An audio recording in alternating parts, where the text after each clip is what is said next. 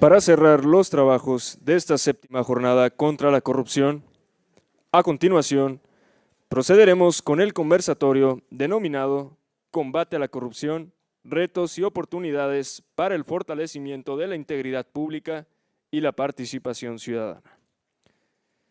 Nos acompaña como integrante la doctora Mayra Georgina Legaspi Tristán, presidenta del Consejo Directivo del Observatorio Ciudadano de León, quien es licenciada en Administración Pública por la Universidad de Guanajuato, Campus León, con maestría en Ingeniería Administrativa y Calidad por la Universidad de La Salle Bajío, actualmente doctora en Criminología por la Universidad Humani Mundial y directora ejecutiva del Observatorio Ciudadano de León. Es miembro activo del Colegio de Administración Pública de León desde el año 2021. En la experiencia profesional, laboró durante 2 años en la aduana de Tijuana como oficial en comercio exterior. Durante 5 años colaboró en la Dirección de Prevención del Delito de León, principalmente en el acercamiento con el Consejo Municipal de Consulta y Participación Ciudadana en materia de seguridad pública de León. Desde 2019 a cargo de la dirección del OCL, Asociación Civil Apartidista, que tiene como objetivo observar, investigar, analizar, evaluar y medir el desempeño de la sociedad y del gobierno para generar acciones que mejoren la calidad de vida de las y los leonenses. A cargo del liderazgo del análisis e investigación en temas de seguridad pública e incidencia delictiva, movilidad urbana, movilidad social y recientemente con el tema de abandono y deserción escolar. Es docente en la carrera de Criminología en la Universidad Humani Mundial, en las asignaturas de Análisis y Combate a la Corrupción, Sociedad, Economía y Criminalidad. Cree firmemente en la urgente necesidad de la colaboración y participación ciudadana como elemento clave para mejorar las condiciones de la población. Y sin más que agregar, le pedimos de favor pase a tomar asiento. Un aplauso, por favor.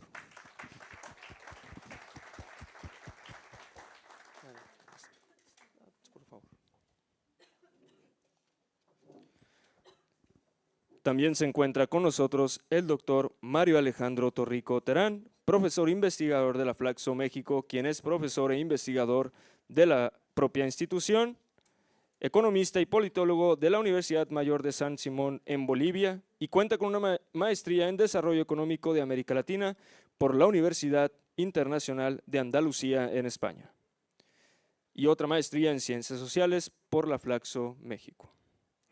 Doctor en Ciencias Sociales, con especialidad en Ciencia Política por Flaxo México. Sus áreas de especialidad son instituciones políticas, economía política, políticas públicas. Además, docente a nivel posgrado en teoría económica, teoría política y política latinoamericana. Se ha desempeñado en cargos públicos en Bolivia y en México, además de ser miembro del Sistema Nacional de Investigadores Nivel 1. Por favor, le invitamos a tomar asiento. Un aplauso.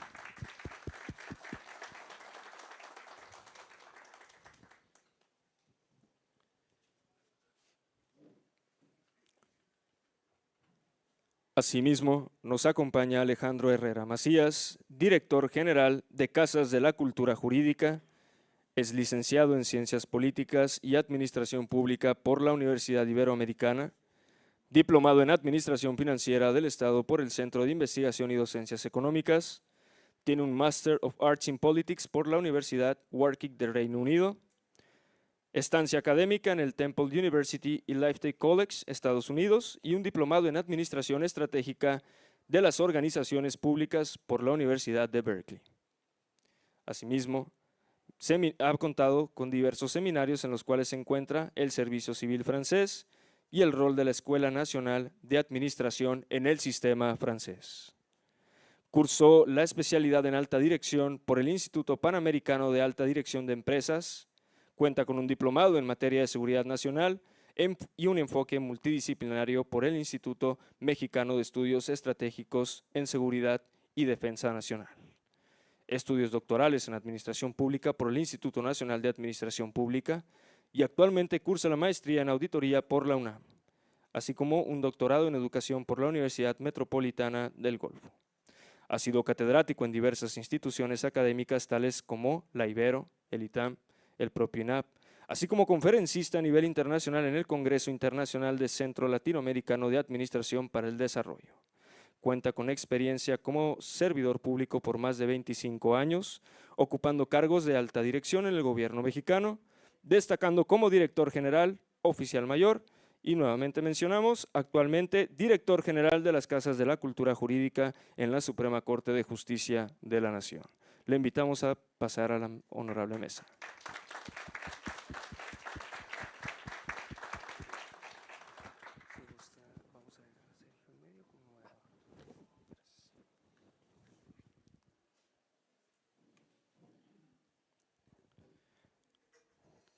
Por último, queremos presentar a nuestro moderador y fiel compañero de lucha en las jornadas contra la corrupción, Sergio Eduardo Guacuja Betancourt, abogado con mención honorífica por la Escuela Libre de Derecho, maestro en Derecho con mención honorífica por la UNAM, maestría en Ciencias Jurídicas con mención honorífica, estudios de alta dirección en la IPADE, diplomado en Filosofía por la Universidad Panamericana, diplomado en Ética Corporativa, Anticorrupción y Prevención de Conflictos de Interés por la Escuela Libre de Derecho.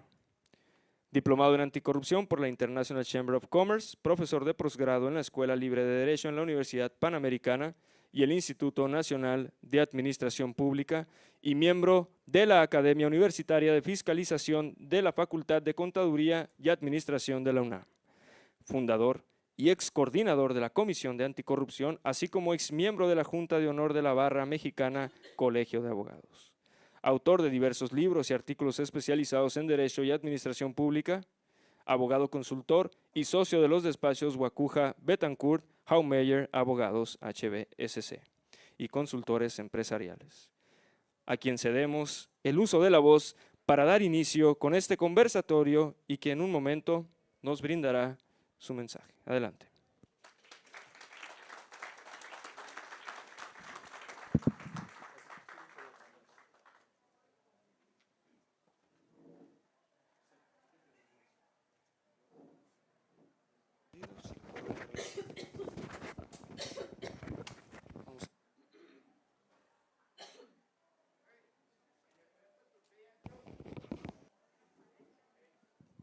Muy buenos días tengan todos ustedes. Bienvenidos a este conversatorio sobre los retos y oportunidades para el fortalecimiento de la integridad pública y la participación ciudadana. En verdad, Mayra, muchas gracias. Buenos días, bienvenida. Mario, querido Alex, muchas gracias por estar aquí presentes. Pero sobre todo, ante todo, quisiera hacer un muy sentido agradecimiento a la Secretaría de la Honestidad y la Función Pública del Estado de Baja California por esta entusiasta y muy nutrida participación en estas séptimas jornadas contra la corrupción. El día de hoy, pues nos toca el honor de cerrar este ciclo tan importante de 2023 y que al cabo pues ya de 7 años consecutivos en que se ha realizado este evento, los resultados han sido plausibles. El Estado de Baja California se ha colocado pues en los primeros lugares en la tabla de la República Mexicana en los índices de percepción la corrupción para efecto pues de haber destacado en las labores de prevención, detección y sanción. Muchas gracias a todos ustedes por haber permitido que a lo largo de estos 3 días muy intensos en los que simultáneamente en las sedes de Mexicali, Ensenada y aquí en Tijuana, que nos hacen el honor de la anfitrionía, sobre todo también muchas gracias al CONALEP que nos presta estas lindas instalaciones y sobre todo el calor, y literalmente el calor de todos sus componentes, todos sus miembros que nos permiten estar aquí presentes. Bueno, pues pueden ustedes dar cuenta de grandes conclusiones a las que se han llegado. La verdad es que nunca como este año hubo una participación internacional muy valiosa. Debo de destacar pues la Oficina de las Naciones Unidas contra la Droga y el Delito, que es la custodia de la Convención de Mérida contra la Corrupción, que justamente en unos cuantos días va a cumplir 20 años, la mejor conocida como Convención de Mérida. No en vano, el 9 de diciembre a nivel mundial se conmemora el Día Internacional contra la Corrupción y se debe justamente a que nuestro país justamente se suscribió.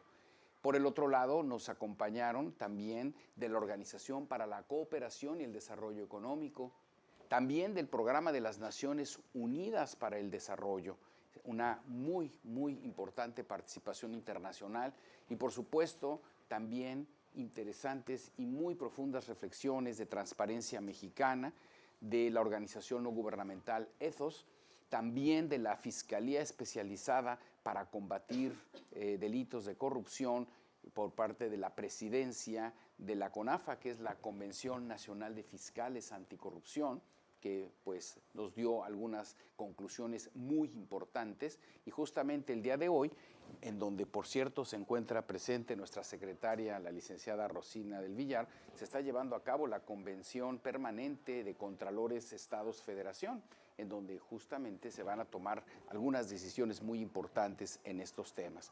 Y por supuesto, la presencia de la Secretaría de la Función Pública, que también trajo reflexiones muy interesantes, pues respecto a los temas de fiscalización de uno de los aspectos más importantes, que es la contratación gubernamental. Bueno, pues ahora ya hemos escuchado reflexiones a cargo del gobierno, a cargo de organizaciones internacionales, algunas organizaciones de la sociedad civil, pero nos toca hacer una reflexión, quizá a manera de conclusión de estos trabajos. ¿Qué hacemos como sociedad? Ayer platicábamos en Mexicali de que pareciera que hoy nos enfrentamos a un momento de desazón, de desánimo, desconfianza. Pareciera que hemos dejado de creer en nuestras instituciones, en nuestras autoridades y en nuestras leyes. Y esto, lamentablemente, genera un campo fértil para que prolifere este flagelo social que tanto nos ha lastimado.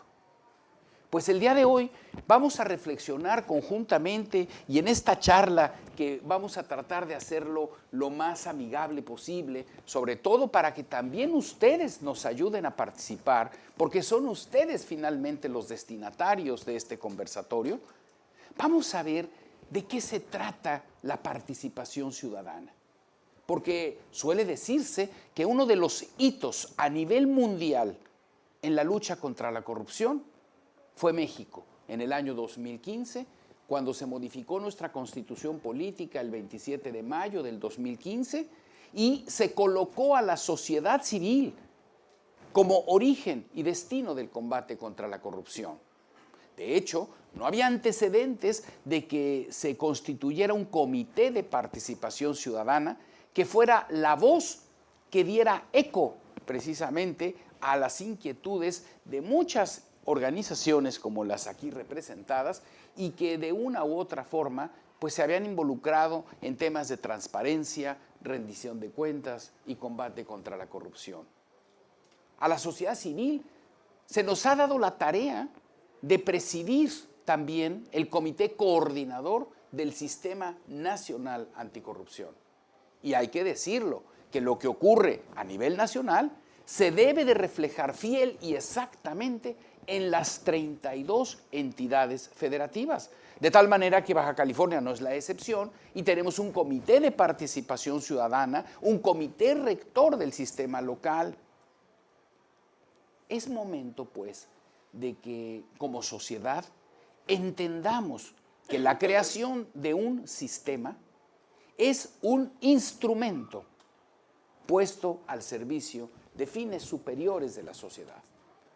No por el hecho de tener leyes desaparece como por arte de magia este fenómeno.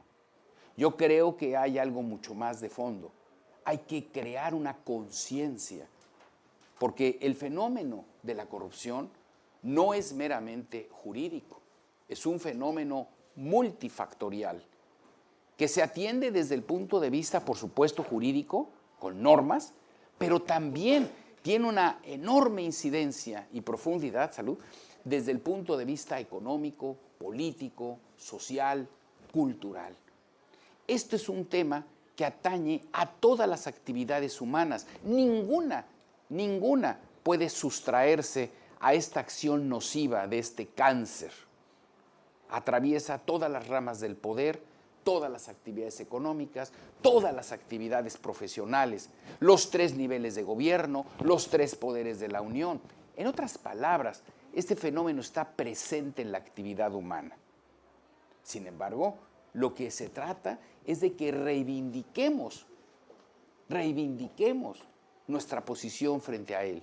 Y no simplemente, como dirían los clásicos fisiócratas, dejar hacer, dejar pasar, sino que en realidad hay que ver si podemos lograr que cada uno de nosotros sea un guijarro, decía ayer el Mexicali, un guijarro que se lance en un estanque de agua quieta y permita generar una onda de reverberación.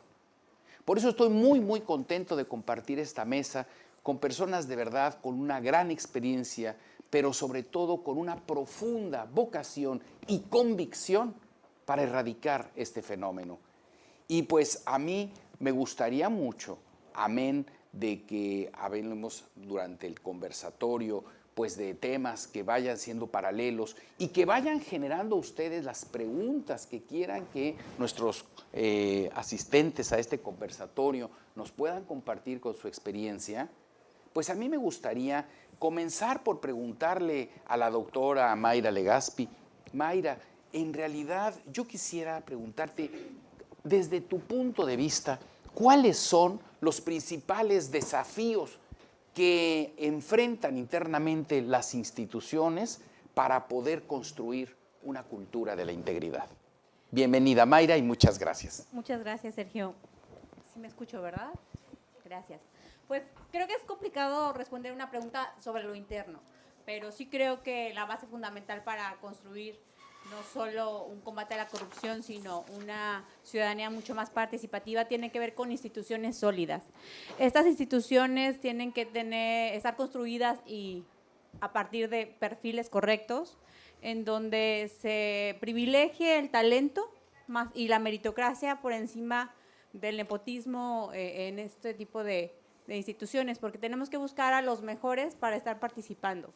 Y sumado a eso tiene que ir incluido la noción del servicio. Un servidor público que no tiene esa conciencia realmente, y creo que no solo implica solo en el servicio público, quien no lo hace para servir, no sirve para vivir, ¿no? Me parece que es importante, ya lo decía el doctor Miguel, sobre la importancia de la profesionalización. Definitivamente no nacemos sabiendo de todo, pero si nos tomamos el momento de poder mejorar las competencias que están presentes en cada uno de los servidores públicos, seguramente tendremos un servicio público más profesional, más enfocado y nuevamente con la idea de contribuir que el servicio público lo que representa es mejorar la calidad de vida de todos. Entonces creo que esas serían 2 de las ideas principales que me llevan a participar aquí. Creo que el combate a la corrupción tiene esta fórmula estratégica y perfecta que es mayor transparencia, mayor rendición de cuentas y el acceso a la información pública. Y así como está presente para las autoridades y el gobierno, también nos constituye un reto y desafío para la ciudadanía en participar más activamente desde la Contraloría Social, porque el uso de los recursos nos toca a todos. Y cuando no somos parte del problema, no somos parte de la solución, somos parte del problema. Entonces creo que son elementos sustanciales en donde esto nos congrega a trabajar por el bien de México y por el bien de cada uno de nuestros espacios. Pues muchísimas gracias, Mayra. Me parece que rescatas aspectos muy interesantes. Justamente el doctor Luis Miguel Martínez Ansúrez, en su extraordinaria disertación a propósito de la moralidad pública, pues sí, efectivamente, hacía énfasis en lo que tú comentas, el talento, la meritocracia, que sean los mejores los que participen dentro de las instituciones. Y sí, creo que todos convenimos en que es muy importante fomentar las capacidades, la profesionalización, para efecto no solamente dentro del sector público, sino incluso dentro del sector privado. Y creo que tomas un tema también muy importante, que ejerzamos, y ya volveremos más tarde sobre ese aspecto, sobre aspectos relacionados con la Contraloría Social. Pero en el mismo orden de ideas, en tu experiencia, Mario, ¿tú cómo has sentido esta posición? ¿A qué retos y desafíos te has enfrentado tú en tu experiencia? Bueno, buenos días a todos, a todas. Gracias por la invitación y un gusto estar aquí en este panel. A ver, los retos son múltiples.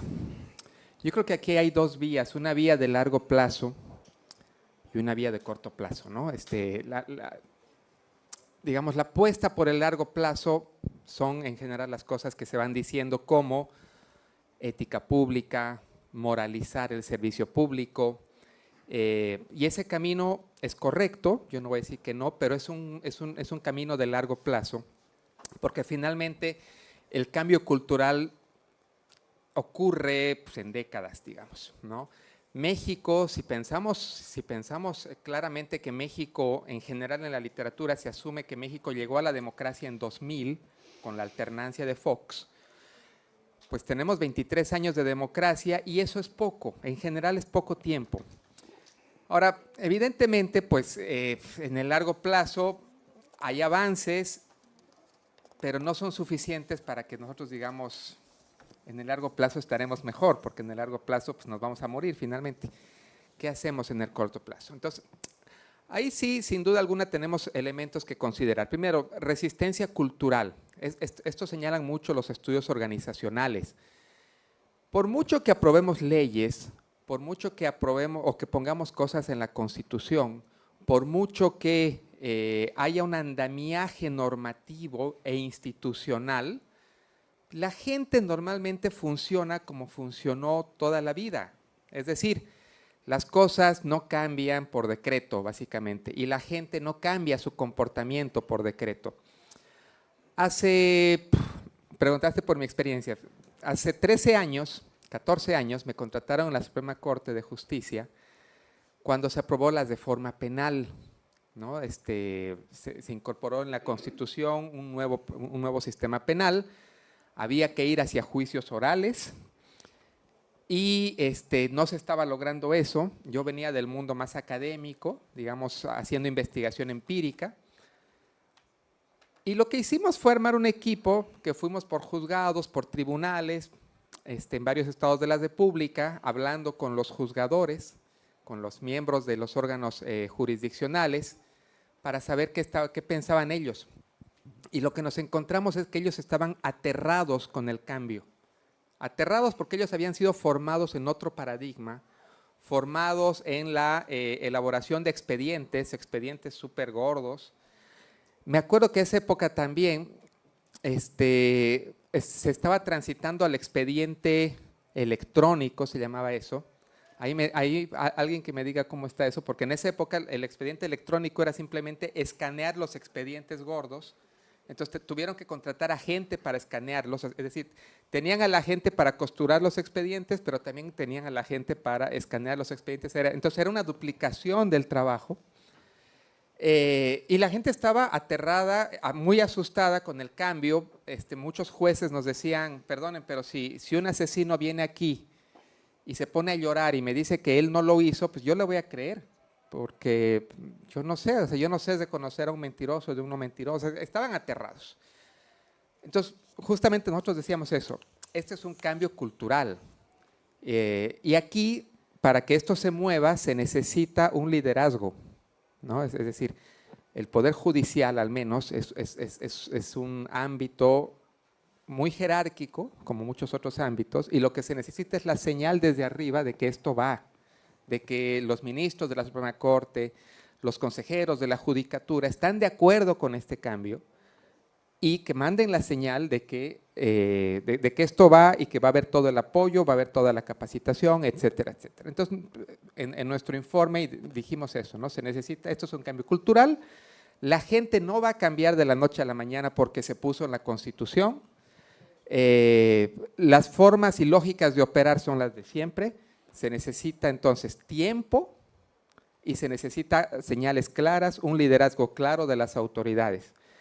Lo mismo pasa con las leyes de transparencia, acceso a la información, es decir, por mucho que los funcionarios sean bien intencionados, las formas de operar se mantienen a pesar de las obligaciones legales de entregar información, revelar información, etcétera, etcétera. Entonces, aquí hay dos elementos a considerar. Resistencia cultural, que no necesariamente es me resisto a darle información porque me estoy enriqueciendo yo, no, sino porque así funcione siempre y cambiar eso no es fácil, ¿no?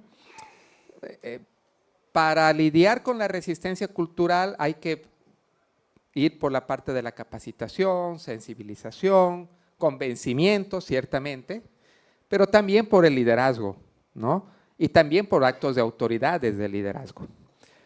Recursos. Los cambios necesitan recursos. Ahí sí no hay de otra. Y la gente necesita también sentirse motivada. Es decir, los cambios no van a venir porque la gente de repente se convenció que esto es bueno, ¿no? Necesita también estar motivada y eso pasa por estar bien pagada, perdón, pero se puso de moda de que el servicio público es servicio público y la gente tiene que tener una vocación pública casi franciscana. No es cierto, ¿no? La gente, perdóneme, la gente tiene que estar bien pagada, la gente pues, se motiva con la valorización de su trabajo y eso es importante. Entonces, la asignación de recursos públicos a todas esas transformaciones son fundamentales. Y finalmente también, bueno, todo esto pasa también porque haya consecuencias reales al mal comportamiento, ¿no? Eso es algo natural, pero bueno, seguramente hablaremos un poco más de eso más adelante sobre la impunidad, ¿no? Pues, por lo pronto lo dejo ahí. Pues muchísimas gracias, Mario. Pues has tocado temas muy importantes. Me encantó que hablaras que efectivamente los retos hemos de definirlos en el corto y en el largo plazo, por una parte, y que pues efectivamente no estamos habituados ni como instituciones ni como sociedad a los cambios. Es difícil a veces salir de nuestras áreas de confort y como dices, pues lo primero que hay es una resistencia cultural. ¿Por qué? Pues porque es natural, es el temor a lo desconocido. Estoy acostumbrado, me siento seguro en hacer las cosas de una manera y que de la noche a la mañana me digan que hay que hacerlo de otra, pues eso me genera una crisis, ¿verdad? Y claro que para enfrentar esos cambios se requiere un liderazgo en donde pues haya efectivamente capacitación, sensibilización, pero también tiene que haber mano fuerte, ¿verdad? Un acto de autoridad, una voluntad decisiva para poderlo llevar a cabo. Y por supuesto que esto toma tiempo, que eso es lo que nos cuesta mucho trabajo como sociedad entender, porque a veces queremos también, curiosamente y en forma paradójica, por un lado nos aterramos al cambio, pero por el otro lado, curiosamente, y las nuevas generaciones, pues pueden verlo aquí con los chicos, aquí en CONALEP, vivimos una cultura de la inmediatez, lo queremos rápido todo, queremos que el resultado se dé mañana. Ya queremos mañana en la cárcel a los corruptos, que regresen todo lo que se llevan, que ya vivamos en el mundo feliz de Aldous Huxley. Necesitamos recursos y me anticipo, no lo dijiste tú precisamente, pero sí son recursos humanos, materiales y financieros para hacer frente a este punto y asumir consecuencias. Pero bueno, pues en este orden de ideas, a ver, Alex, pues yo te preguntaría, ahora en esta nueva función que tienes como responsable último de las casas de la cultura en toda la República Mexicana, de la Suprema Corte de Justicia de la Nación, ¿tú cómo ves estos retos? ¿Qué temas te has enfrentado ahora, pues ya en tu corta estancia todavía? No hay mucho que exigirte todavía, pero evidentemente, ¿qué está pasando por tu mente para efecto de poder hacer frente a estos temas que comentaba Mario y estos cambios de paradigma, o también cómo buscar ese talento y esa meritocracia que decía Mayra? Muchas gracias, muy bueno. Gracias, Sergio, por moderar esta mesa. Siempre es un placer escucharte y compartir con personalidades que de alguna forma han desarrollado estas temáticas que el día de hoy nos unen. Y antes de iniciar mi participación, sí quisiera agradecer muchísimo a los organizadores de esta invitación. Llevar a cabo estas jornadas durante 7 años no es tarea fácil. Los que nos hemos dedicado a organizar eventos, quiero felicitarlos de veras sentidamente, porque sé que es una labor de logística muy compleja y además hacerlo de forma paralela, todavía, lo cual es un gran reto. Entonces sí, quiero felicitar a la secretaria, ¿no? Por favor, mandar unos saludos a Denise y a Brian por lo que han estado desarrollando.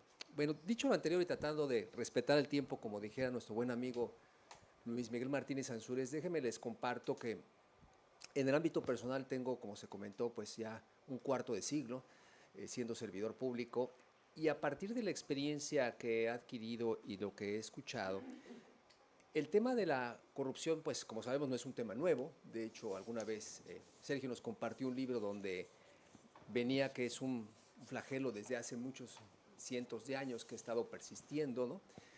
Pero lo que sí es importante es que tiene solución, se puede arreglar, se puede abatir. Y déjenme comentarles qué es lo que se puede hacer. Y yo partiría como una cuestión muy macro y una cuestión un poquito más inmediata, como decía nuestro colega Mario. La parte macro, indudablemente, yo coincido, es, primero, antes que nada, la voluntad política. Si no existe voluntad política por hacer y ejercer las cosas, ¿no? Las cosas no funcionan, ¿no? Alguna vez alguien me decía, la voluntad política es como el cerebro de una persona. Si el cerebro no manda la señal, el cuerpo simple y sencillamente no se mueve. Entonces, la voluntad política es uno de los elementos fundamentales para que de alguna forma se pueda batir la corrupción. Pero hay algo más adicional en torno a ello, ¿no? Y creo que es lo que yo quisiera compartirles. Y Sergio ya lo comentaba en uno de los momentos. Vivimos en una crisis de confianza.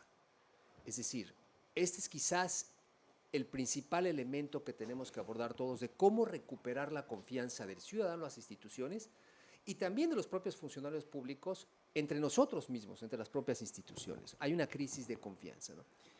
Y si ustedes me permiten, me di la tarea de investigar qué es la confianza. Bueno, de acuerdo a la Real Academia de la Lengua Española, la define como lo siguiente: es la esperanza firme que se tiene de alguien o de algo.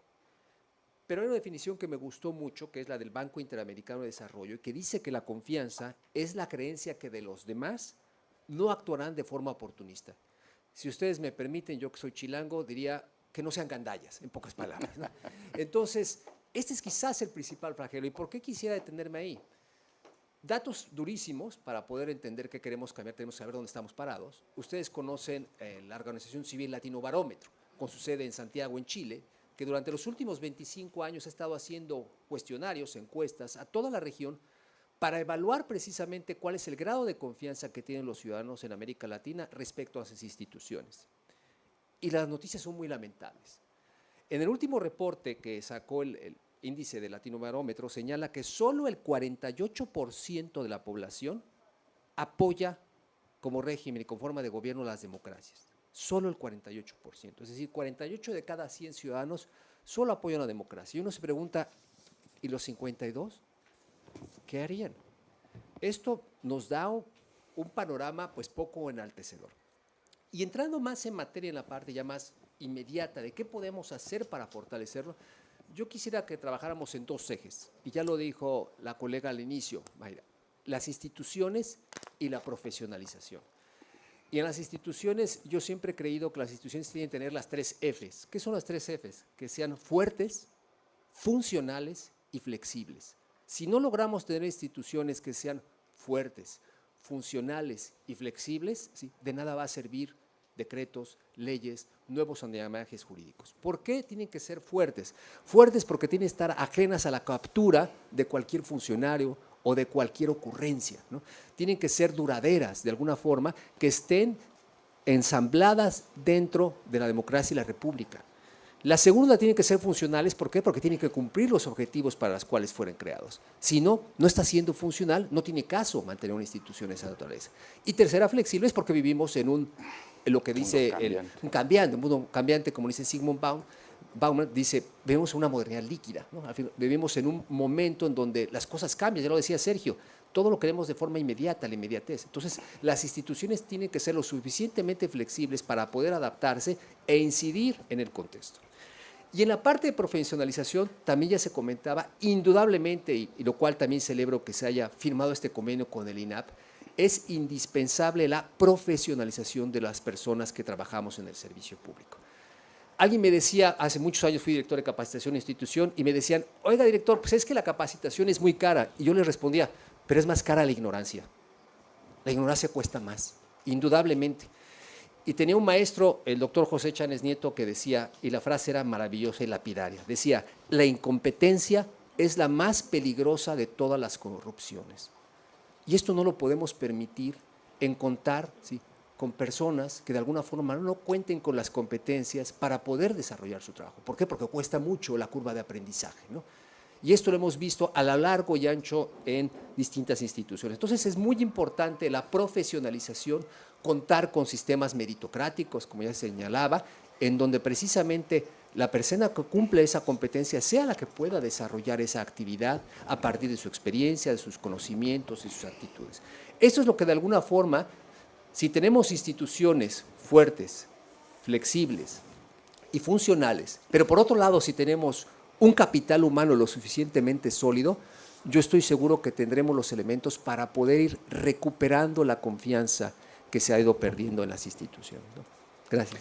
Pues muchísimas gracias, Alex. Bueno, pues definitivamente recordaste pues a un ilustrísimo catedrático del INAP, al doctor José Chanes Nieto, y efectivamente la incompetencia es un acto de corrupción, y yo diría incluso es motivo de fincamiento de responsabilidad. No simplemente se asume un cargo, pues estoy aquí para aprender. No, pues yo no te pago para que aprendas. Asumo que conoces, ¿verdad? Eso es muy grave. Y por supuesto que es muy cara la ignorancia. Es muy caro corregir. Es 100% mucho más barato, desde luego, prevenir. A mí me encantó que hubieras hablado, Alex, pues de esas 3 Fs que se buscan en las instituciones: la fortaleza, la funcionalidad y la flexibilidad que debe de existir. Y si lo transponemos al ámbito del ser humano, pues también el ser humano tiene que ser fuerte, funcional y flexible, efectivamente.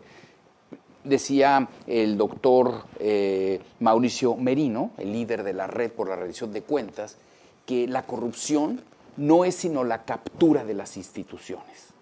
Esa es la corrupción verdaderamente. Y esto, pues, justamente se puede evitar con instituciones fuertes, independientes, autónomas, técnicamente especializadas.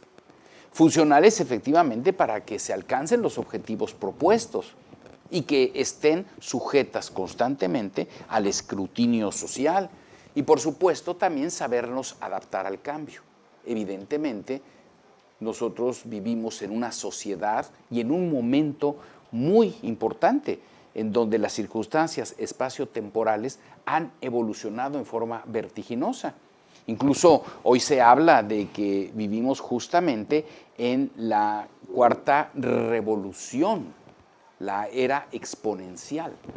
Ya no estamos en la revolución informática, ya estamos hoy hablando pues de la época ya de los algoritmos, de la inteligencia artificial, y esto genera también grandes retos incluso de orden moral, porque también, así como puede pensarse que hay un gran beneficio, también se puede propiciar una brecha cada vez más profunda que divida a nuestra sociedad, porque no todos van a tener acceso a estos medios de la modernidad. Y lo mismo se extiende a las naciones. También habrá naciones que pues puedan prosperar mucho más pronto respecto a aquellas que no lo tienen. Ayer, a propósito de las reflexiones que hacía el doctor Jacobo Pastor de la OCDE, a propósito pues de los modelos econométricos para la auditoría de las obras públicas y de las adquisiciones gubernamentales, pues hablaba del ejemplo de Corea, que es el líder mundial en el manejo de las tecnologías de la información, y todavía está pensando en que tienen que seguir mejorando. O sea, imagínense a este punto, y cuando pues, nosotros todavía estamos en algunas circunstancias haciendo todavía revisiones rupestres, ¿verdad? Entonces, a ver, está hecho ya el planteamiento. Pero entonces ahora vamos a desmenuzarlo, porque yo no quisiera que nos fuéramos de estas jornadas pues con la idea de que pues fue un año más en el que volvimos a reflexionar, volvimos a tomar conciencia, pero vamos a llegar a casa con nuestros seres queridos. El fin de semana lo platicaremos en la carnita asada junto a un barril de deliciosa cerveza tijuanense. Y bueno, y se van a preguntar, ¿y qué vamos a hacer? en concreto? ¿Qué nos corresponde a nosotros? Entonces, pues ahora yo comenzaría con Mario. A ver, Mario, tú mencionaste en tus reflexiones de que era necesario, primero que nada, un liderazgo. ¿Tú cómo concibes, amén de que ya nos diste algunas características de ese liderazgo en cuanto a que debe de procurar capacitación, sensibilización,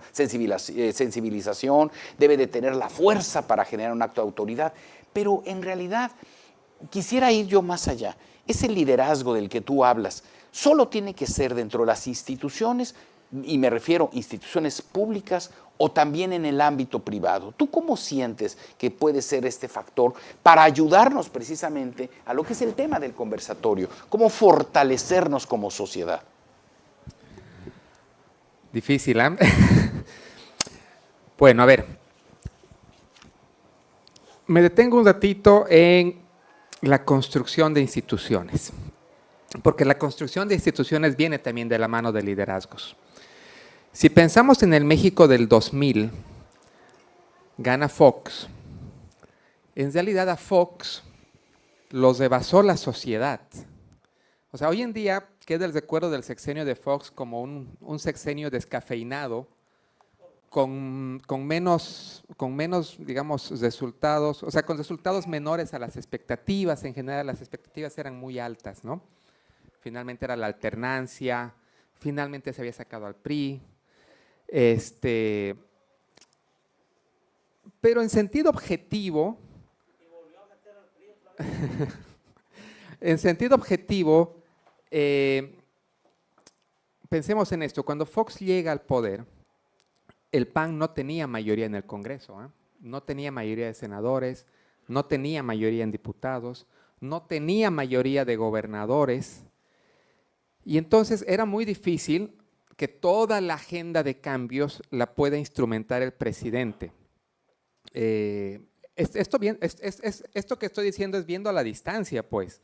En ese momento queríamos que todo lo haga Fox, pero ya con un juicio a la distancia, pues vemos que objetivamente no tenía realmente las herramientas legislativas, las herramientas que necesita todo presidente si quiere echar a andar los cambios, como los que sí los tuvo Andrés Manuel. O sea, Andrés Manuel sí tuvo mayoría legislativa, ahora tiene mayoría de gobernadores, etcétera, etcétera. Fox en ese momento no lo tenía.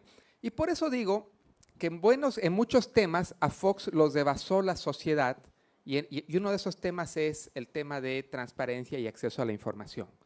Es decir, la sociedad civil más un grupo de empresarios traían ese tema en la cabeza.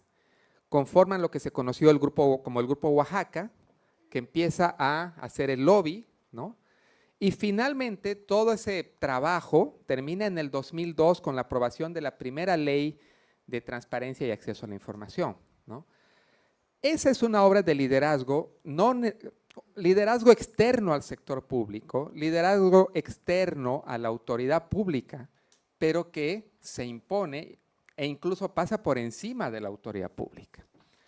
Bueno, lo mismo, algo similar pasa con el Instituto Federal Electoral, ¿no? Es decir, es una demanda de democratización, liderazgos desde afuera, se logra establecer, pero una vez que se institucionaliza, se necesitan liderazgos internos, ¿no? En la retina pública quedan, digamos, los primeros consejeros del IFE, como los que construyeron la institución, ¿no? Pero finalmente, regreso, la construcción de instituciones, una vez establecido el IFE, el IFAI en su momento, esa construcción institucional lleva tiempo, pero se necesita evidentemente autoridades comprometidas con el tema. O sea, si no hay compromiso institucional, o sea, compromiso con el tema y compromiso institucional, eso no va a andar.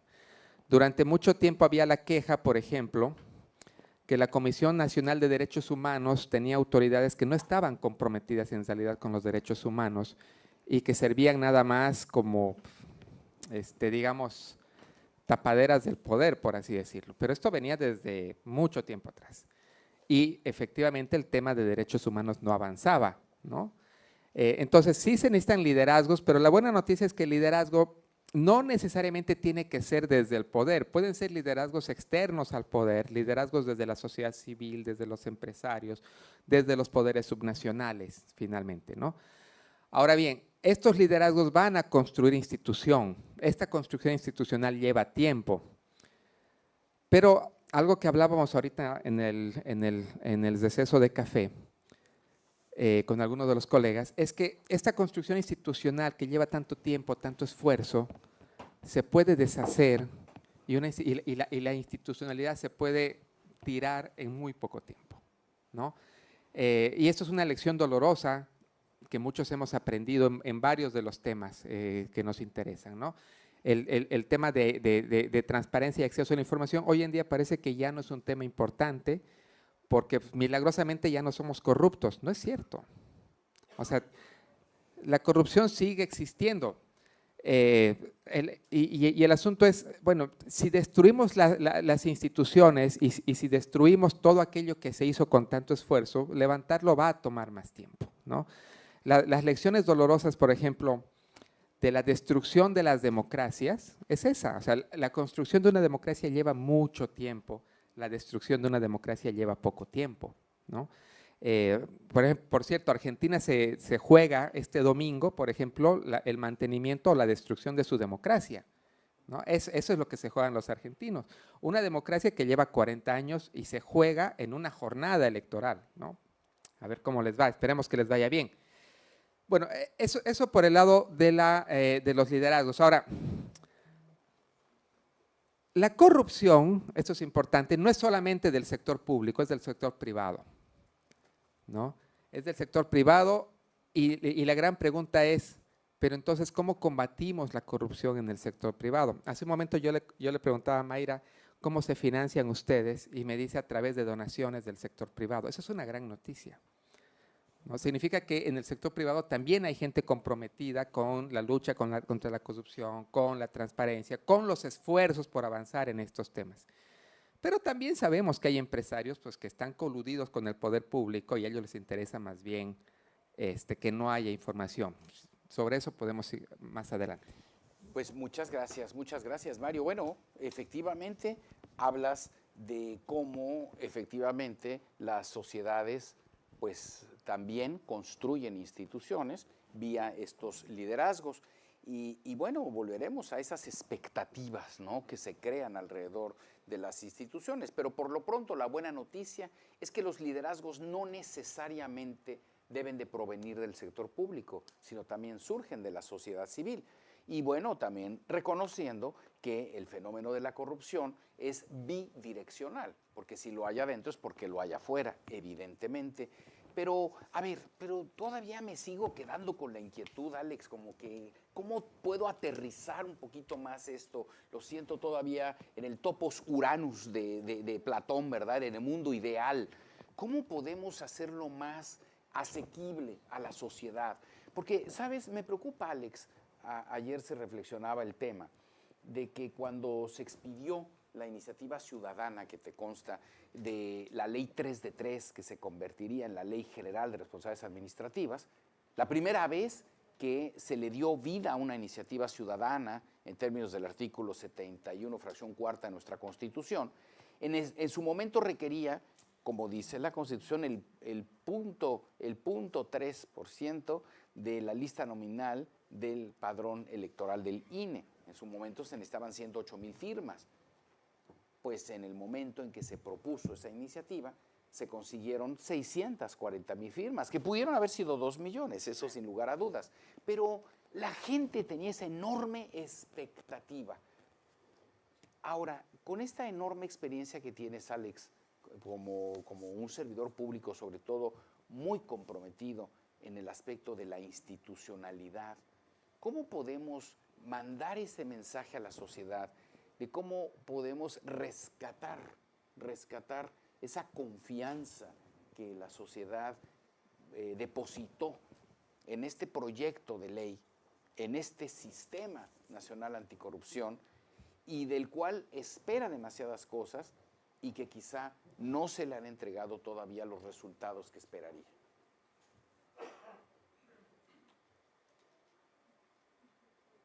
Siempre es un reto escuchar a mi amigo Sergio y sus preguntas muy puntuales. Voy a tratar de contestarlo en dos partes. La primera de ellas es, indudablemente los que tenemos el privilegio de tener algún cargo público, debemos de conducirnos, y siempre lo he dicho, como si 100 ojos te estuvieran viendo lo que estás haciendo, en cada momento, en cada instante. Cada decisión que tomes o dejes de tomar, debes de pensar que no lo estás haciendo en un escritorio, sino, si ustedes me permiten analogía, como si estuviéramos en una pecera y te están observando. Por una razón fundamental, la ex primer ministra Margaret Thatcher tenía una frase que decía: no es dinero público, es dinero del contribuyente. Y los que tenemos la obligación y la responsabilidad de administrar los recursos públicos, tenemos que tener la claridad de algo: no es dinero nuestro, es dinero del ciudadano, que deposita la confianza en un grupo de personas, ¿no?, al momento de ejercer de una forma responsable, ética y adecuada el uso de estos recursos públicos. Y esto me conlleva a señalar lo siguiente, y se comentaba, el origen y el destino de este aparato público es el propio ciudadano, no es el Estado. El Estado es un medio que le proporciona al ciudadano alcanzar ciertos fines, y esto no debemos de perder de vista. Y una cosa de qué podemos hacer nosotros para encauzar y haya precisamente esta mejor funcionalidad, yo diría es que siga existiendo la sociedad civil organizada. Hace poco estaba leyendo, prácticamente lo termino de leer, no es comercial, el último libro de Andrés Oppenheimer, el periodista argentino, en donde él, como todo periodista, va haciendo un recuento de distintos países que va recorriendo y dice, bueno, ¿por qué en estos países han sido exitosos económicamente, democráticamente? Y concluye muchas cosas. Tienen instituciones fuertes, pero sobre todo tienen sociedades civiles muy organizadas. Y ustedes piensen en los países que son los top 10 en términos de competitividad y transparencia, son los países escandinavos, Finlandia, Suecia, Dinamarca. ¿Y por qué lo son? Simple y sencillamente porque él explica porque tiene una sociedad civil muy organizada, que hace un contrapeso contra el Estado. Es más, hubo un escándalo. La primera ministra de Finlandia estuvo a punto de perder el puesto. ¿Y saben por qué? Porque osó invitar a desayunar a su familia con recursos públicos, cuando tiene una partida para tomar el café, pero ella y no su familia. Es algo inverosímil, digo, en el cual nos da cuenta precisamente cómo en ese tipo de países las instituciones se han creado desde la óptica, desde el propio empuje de la ciudadanía. Como lo dijo Sergio, la iniciativa 3 de 3, y Mario lo comentó, fue por este grupo Oaxaca, un grupo de intelectuales, de académicos interesados para que el Estado hiciera algo elemental en cualquier democracia, y no es una prerrogativa, es una obligación, y es rendir cuentas. Es decir, las personas, servidores públicos, estamos obligados a rendir cuentas, explicar nuestros actos y nuestras omisiones, ¿no? Porque esto es parte del juego democrático. Y una parte fundamental de cómo de manera muy concreta podemos apoyar, y me gustó lo que decía Sergio, es, vivimos en la cuarta revolución industrial. ¿Qué es esto? Vivimos en la era de los datos, ¿no? Ustedes en la época digital, en donde la tecnología perfectamente bien encaminada puede servirnos para abaratar costos y acercar más al Estado con la ciudadanía y viceversa. Por ejemplo, muchos de ustedes, veo un público muy joven, pero yo en mis tiempos, cuando me tocó sacar por primera vez un pasaporte, era verdaderamente más mérito hacer el trámite que sacarlo, porque era un fastidio, ¿no? Había que hacer una cita, trasladarse a la Ciudad de México, ver la cara de la persona que te estaba atendiendo, a ver si estaba de buenas, y ver qué ocurrencia te iba a pedir de información para poderte sacar un pasaporte. Bueno, pues hoy prácticamente ustedes hacen la cita desde su móvil, en internet, y prácticamente tienen muy poco, por no decir mínimo, contacto con las personas. Esto es una forma que va siendo más transparente y generando más confianza del ciudadano. ¿Por qué? Porque no haya esta intervención directamente de la persona que está dando el servicio con el usuario. Otro ejemplo muy importante, y quizás a veces son odiosos, pero vale la pena. A mí me gusta mucho citar el país Estonia. Estonia fue un país que perteneció a la Unión Soviética, en los 90 logra su independencia y era un país prácticamente rural, con poca actividad, pero apostó algo, a la tecnología digital. Hoy por hoy, ese país junto con Singapur, prácticamente Estonia tiene el 99% de sus servicios públicos están digitalizados y tiene la política de one time, una sola vez. ¿Qué significa? Si la Secretaría A me pide mi acta de nacimiento, ¿por qué me lo va a pedir la Secretaría B? Si es el mismo estado, ¿qué no se pueden compartir la información? ¿Por qué me tienes que volver a pedir el acta de nacimiento? ¿Por qué tengo que sacar la CURP? Pues tú lo tienes, ¿para qué me lo solicitas? Bueno, ¿qué es lo que logró eso? Que el ciudadano tenga confianza en sus instituciones, abaratas costos, el abrir un negocio no es más allá de 48 horas, ¿no? Y uno me diría, bueno, pues es un país pequeño, sí, sí es pequeño, pero apostó por la tecnología. No quiero decir que la tecnología sea una panacea, es un medio. Y también hay que tener mucho cuidado en algo, y Sergio lo decía. Hay un concepto que una colega española dice, la doctora Campos dice, podemos caer en los llamados digital homeless, los digitales sin hogar, ¿no? Que porque también tenemos un país en donde hay muchas desigualdades y el acceso a la infraestructura no es lo mismo. Pero hay que apostarle. Hay que apostarle porque tarde o temprano la tecnología no nos va a esperar. Digo, y ustedes lo saben. Hoy prácticamente, yo les invito, ¿cuántos de ustedes llegan a ir a una sucursal bancaria? ¿Cuántos de ustedes llenan una ficha para ganar un cheque? Prácticamente lo hacen a partir del aparato, y es más, si les dicen eso es hasta como ofensivo, ¿no? Más hasta te reciben ahora con gusto en las sucursales bancarias, ¿no? Y viene un cliente, qué emoción, ¿no? Porque prácticamente ha habido menos. Entonces yo digo, bueno, si un banco lo puede hacer, ¿por qué el Estado no lo puede hacer? Entonces podemos hacer cada vez más servicios de forma digital, actas de nacimiento, de defunción, pagar predial, toda esa serie de servicios, aunque son pequeños, en la suma van generando confianza al ciudadano, porque dicen, perfecto, porque ya lo puedo hacer de manera directa, no tengo que trasladarme.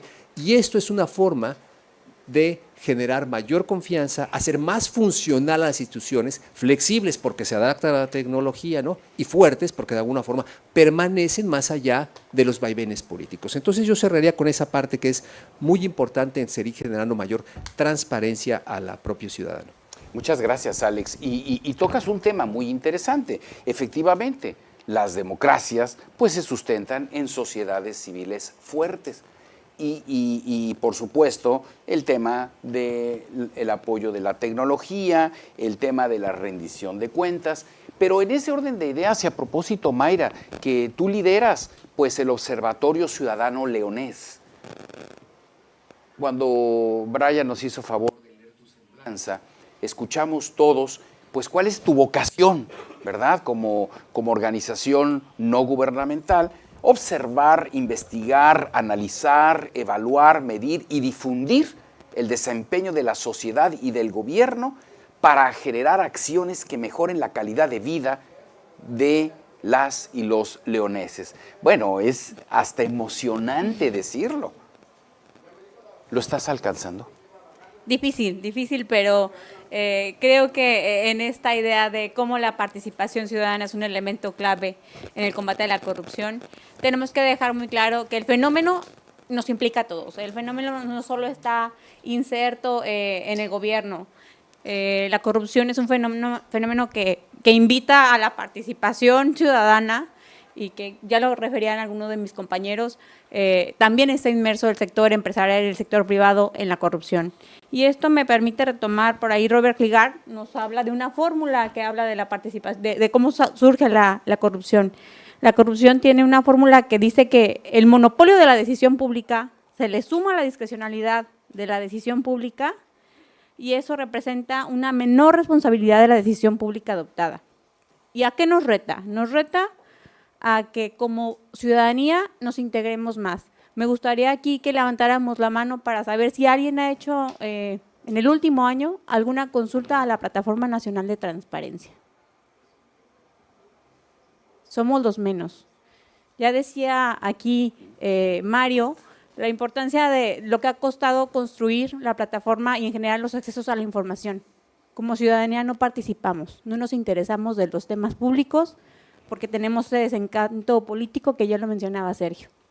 Resulta que como ciudadanía también tenemos un reto, porque los recursos son de todos y a la hora de que nos volvemos mucho más activos y participativos, tenemos de nuestro lado un elemento sustancial y clave. Así que aquí me parece importante determinar la importancia en consejos ciudadanos. Sabemos que institucionalmente las instituciones públicas deben de conformar consejos que cada vez tienen que estar más orientados a ser directivos, en donde no solo existan ciudadanos representativos de todos los gremios, sino que también sean plurales, que estén informados y que de verdad sirvan como una contraloría social. Así que aquí hay dos elementos clave que me parece que se suman. que uno tiene que ver con el acceso a la información pública, pero el uso del acceso a la información pública, y consejos ciudadanos y directivos mucho más integrados, mucho más informados, que de verdad colaboren en una mejor estrategia de política pública, porque definitivamente hoy sentimos un desencanto hacia las autoridades y hacia el gobierno, pero esto solo será posible generar un cambio si mandamos mensajes claros desde las autoridades de en qué vamos a enfocar y cuáles son los ejes fundamentales para la participación ciudadana activa y participativa. Creo que... Pero a ver, te voy a interrumpir y dispénsame por favor, Mayra, mi atrevimiento, pero a ver, escuché la fórmula de Klitgard, extraordinaria, ¿no? Y esto se ha convertido en un clásico, ¿no? A mayor monopolio en la decisión, mayor discrecionalidad y menor rendición de cuentas es igual a corrupción. Perfecto. ¿Cómo explicar, a la luz de esa experiencia que has tenido como observatorio social que constituye el OCL, cómo explicar la contradicción tan grande, la paradoja que nos encontramos en la práctica, que cuando hacemos las mediciones de los índices de Estado de Derecho, entre otros aspectos, se mide, por supuesto, el nivel de corrupción, que pues lamentablemente estamos en un nivel, por ejemplo, para 2023 de 134 entre 139 países. O sea, escasamente 5 escaños arriba de países que tienen 10 veces menos el Producto Interno Bruto de México. Y dicho con todo respeto para esas naciones, pero francamente como que hasta la comparación insulta. Sin embargo, estamos en esa posición. Pero al mismo tiempo, en gobierno abierto, tenemos una muy buena calificación, estamos en 44 sobre 139. No es la mejor, pero pues como sea, pues un promedio de 7.5, 8 en la escuela, pues dices, ay mamá, pues ¿qué querías? Eficiencia o perfección, ¿verdad? Pero bueno, pero ahí vamos. ¿Por qué se da ese tema?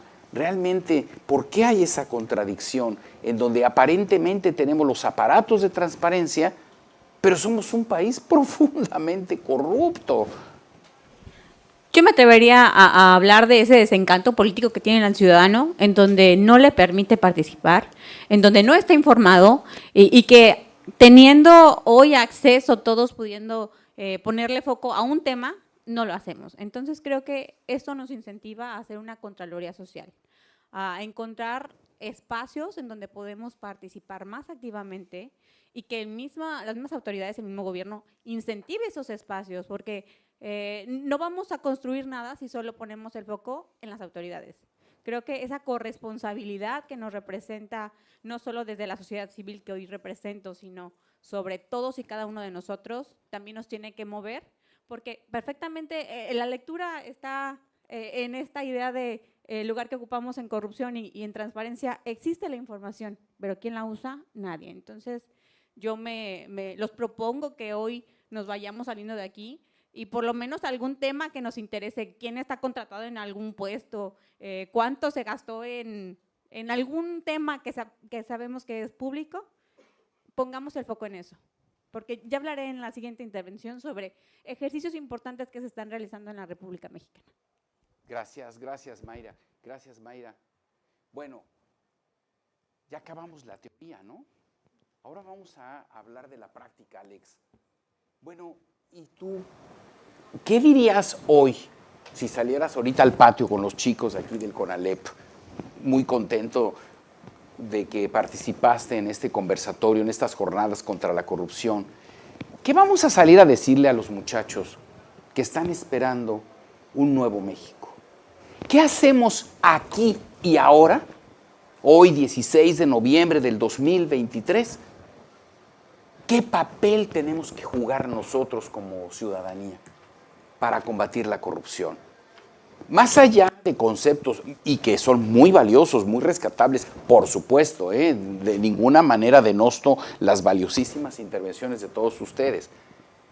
Pero yo quisiera salir con los chicos, porque pues no es lugar común decirlo, representan el futuro de nuestro país. Es más, ¿qué le decimos a un pequeñín? Que por cierto, estuvieron preciosos los dibujos que se premiaron antier allá en Mexicali. a los chiquillos. No saben con qué ilusión se subieron a recoger la mochila que la maestra Rosina del Villar les regaló. Me refiero a la Secretaría de la Honestidad y la Función Pública de Baja California, les reconoció por los dibujos con los que ellos reflejaron lo que era el combate contra la corrupción. Y luego vimos a 2 chicos que ganaron el Premio Nacional de Cortometraje. Lo hubieran visto, un cortometraje de 1 minuto. Y en 1 minuto fue extraordinario de hablar del José del futuro y el José de hoy. Qué maravilla cómo los muchachos se reflejan en este punto. ¿Qué les dirías, Alex? ¿Qué les dirías? Perdón, siempre te toca la mala. Es que es mi amigo. Déjame, yo lo que les diría serían 2 cosas. A ver, una, vivimos en una era de la información. Eso es un hecho. Pero hay de información a información. Ese es el primer dato que les diría. A mí me toca a veces, sobre todo alumnos que me dicen, profe, encontré esa información. ¿Quién es la fuente? ¿Quién lo dice? ¿De dónde sacas ese dato? Y como vivimos en un periodo de inmediatez en donde hoy lo que rifa es el Twitter, el Instagram y demás, yo les diría, todo lo que pongan ahí no necesariamente es cierto. Corrobórenlo primero. Porque si no, luego, según una cacofonía, todo el mundo repetimos como loros algo que dicen que dijo y cuando dicen que dijo, resulta que no fue. Esa es la primera cuestión que yo les diría. Cuestionen el origen de la información. Esto es lo más importante. ¿De dónde proviene? ¿Quién la crea? Segunda, no caer en los determinismos. En la vida no es blanco y es negro, hay claroscuros. No hay el funcionario bueno o el funcionario malo, hay claroscuros. ¿Por qué? Porque es la forma más fácil a veces de leer la realidad, de una forma maniquea, ¿no? Pues es que allá sí son los buenos y aquí somos los malos. No necesariamente. Tienen que ponderar y saber en esos claros oscuros lo que hay. Habemos servidores públicos buenos, malos, mediocres, interesados, desinteresados. Como también así hay estudiantes y habemos personas. Entonces tenemos que tomar muy en claro que no podemos poner categorías necesariamente a las cosas. Hay que cuestionar la información, su origen y la veracidad. Y para esto, como lo decía la doctora Mayra, para eso están las plataformas, ¿no? Para eso existen de alguna forma, para conocer en qué gasta el dinero público. Por ejemplo, en mi generación, hace algunos años, cuando yo salí de la licenciatura, me acuerdo que decíamos, uy, pues quién sabe quién había construido ese puente, quién sabe cuánto había costado. Y era como una labor hasta periodística, ¿no? Así como misteriosa para saber, ya sacaron el proceso y que resulta quien construyó este edificio o esta construcción fue el empresario fundador de todo. Bueno, pues hoy con la plataforma ustedes pueden tener un acceso en 3 minutos, a ver quién lo construyó, quiénes son los principales socios, si fue un sobrecosto, pero a veces no se utiliza, se desconoce. Y es un grado de corresponsabilidad, sí, porque cuesta trabajo, hay que tener cierto expertise para hacerlo, y la otra porque a veces hay gente en el Estado que no tiene interés, pues que la ciudadana participe. Pero es muy importante preguntar y cuestionar y tener la evidencia. Esto para mí es muy importante. No nada más se queden con la superficie, decir, es que pasa esto. No, a ver, ¿de dónde sale esa información? ¿Quién lo dijo? ¿Por qué lo dijo? ¿Cuál es el fin de la misma? Y la segunda parte, haciendo uso también de las tecnologías, yo les diría que también, y perdón que lo diga de esta forma, trabajar en el Estado es una opción de vida también. Hoy por hoy a mí me apena mucho decir, todo mundo, generaciones muy nuevas, pues quiere ser influencer, quiere ser tiktokero, quiere ser en Instagram, quiere ser la cosa easy money and fast, ¿no? Digo rápido, de inmediato y demás, ¿no? Que es respetable ese trabajo también. Pero también, ¿sí?, es importante contar con servidoras públicas y servidores públicos comprometidos, capaces. Yo orgullosamente he trabajado un cuarto de siglo en el servicio público. Les voy a platicar mi historia. Yo era profesor universitario y un buen día me invitaron a ser servidor público. Y me acuerdo muy bien en esa universidad, yo todavía fui a hablar ingenuamente con el rector, le dije, bueno, voy a tomar un sabático. Dije, nada más voy por 1 año, porque eso de ser funcionario público como no me late. Y miren, llevo 25 años aquí, sigo dando clases, pero la verdad el servicio público es apasionante. ¿Por qué? Porque te permite servir, dar lo mejor de ti, tu capacidad, y lo quiero decir abiertamente, también hay que quitar ese mote del servidor público como un agente corrupto, ignorante, pusilánime, ¿no? No es del todo cierto. Y yo les puedo decir en estos 25 años que el aparato público funciona a muchos seres anónimos, que no son los que están en las noticias, no están en el TikTok, no están en la mañanera, Y están porque constantemente están trabajando, entregando su pasión, su dedicación, su esfuerzo, su capacidad, y aún a veces con muchas adversidades, que también hay que decirlo, ya lo decían precisamente, en periodos en donde hay carencia de recursos y hay que sacar el ingenio. Entonces, es muy importante también buscar que las nuevas generaciones opten como una opción de vida también trabajar en el servicio público, es decir, aportar por el país. Este país nos ha dado a todos muchísimo, muchísimo. Y una forma, como entre tantas, pues es ser servidor público. ¿Qué le puedo yo de retribuir a esta situación? Por ejemplo, tenemos instituciones de mucho prestigio académicas que no nos cuestan, ¿no? Y que de alguna forma una manera de retribuir, bueno, es entregar este talento y este servicio a las personas. Entonces yo les diría mucho a los jóvenes, anímense. El gobierno no es necesariamente lo que ustedes ven en las noticias, en la nota roja o en un Twitter en donde nada más hay un escándalo. El gobierno conoce gente muy capaz, muy comprometida, con mucho empeño y deseos y ganas de hacer cosas, ¿no? Y que de alguna forma tienen una forma honesta de vivir, ¿no? Que a veces desafortunadamente por unos cuantos se queda este eslogan y este mote, que hay desconfianza, es entendible, pero no todo es así. Entonces yo les diría, sí, anímense, interésense por los asuntos públicos, porque interesarte por los asuntos públicos es interesarte por lo que pasa en tu comunidad, ¿no? Por lo que está pasando en tu colonia, en tu barrio, en tu municipio, en tu entidad federativa, en el país. Entonces, de alguna forma, si nosotros participamos, nos cuestionamos, buscamos la fuente y tratamos de tener un análisis crítico de las cosas, indudablemente estaremos ganando muchísimo. Y terminaría con algo también. Yo creo que también es una cuestión de actitud, ¿no? Yo estoy convencido que si tenemos estos liderazgos y este cambio de actitud, lo que sigo del siglo XXI estará ganado. Pero si no la cambiamos, indudablemente pues estará perdido. Gracias. Gracias, Alex. Me recordaste que Sócrates decía que hay que utilizar los filtros de la verdad. Y esto hay que recordárselo a todos, ¿eh? No solo a los chiquillos, a los jóvenes y nosotros mismos como adultos, ¿no? Lo primero que nos tenemos que preguntar, ¿es verdad lo que estamos escuchando y lo que vamos a comunicar? Y si sí es verdad, ¿es necesario decirlo? Y si es necesario, porque le produce un bien a quien se lo voy a transmitir. Número 3, ¿es útil? ¿Le sirve? Esto hay que revisarlo en todas nuestras actuaciones en el día a día. Los filtros de la verdad. Y hoy, pues que estamos en el mundo de la metaverdad, el metaverso, en esta época de la digitalización, pues pareciera que nos enfrentamos, ayer platicaba yo justamente, nos enfrentamos a un relativismo moral. Porque hoy, pues nada es verdad, nada es mentira, pues todo depende del color del cristal desde el cual se mira, ¿de acuerdo?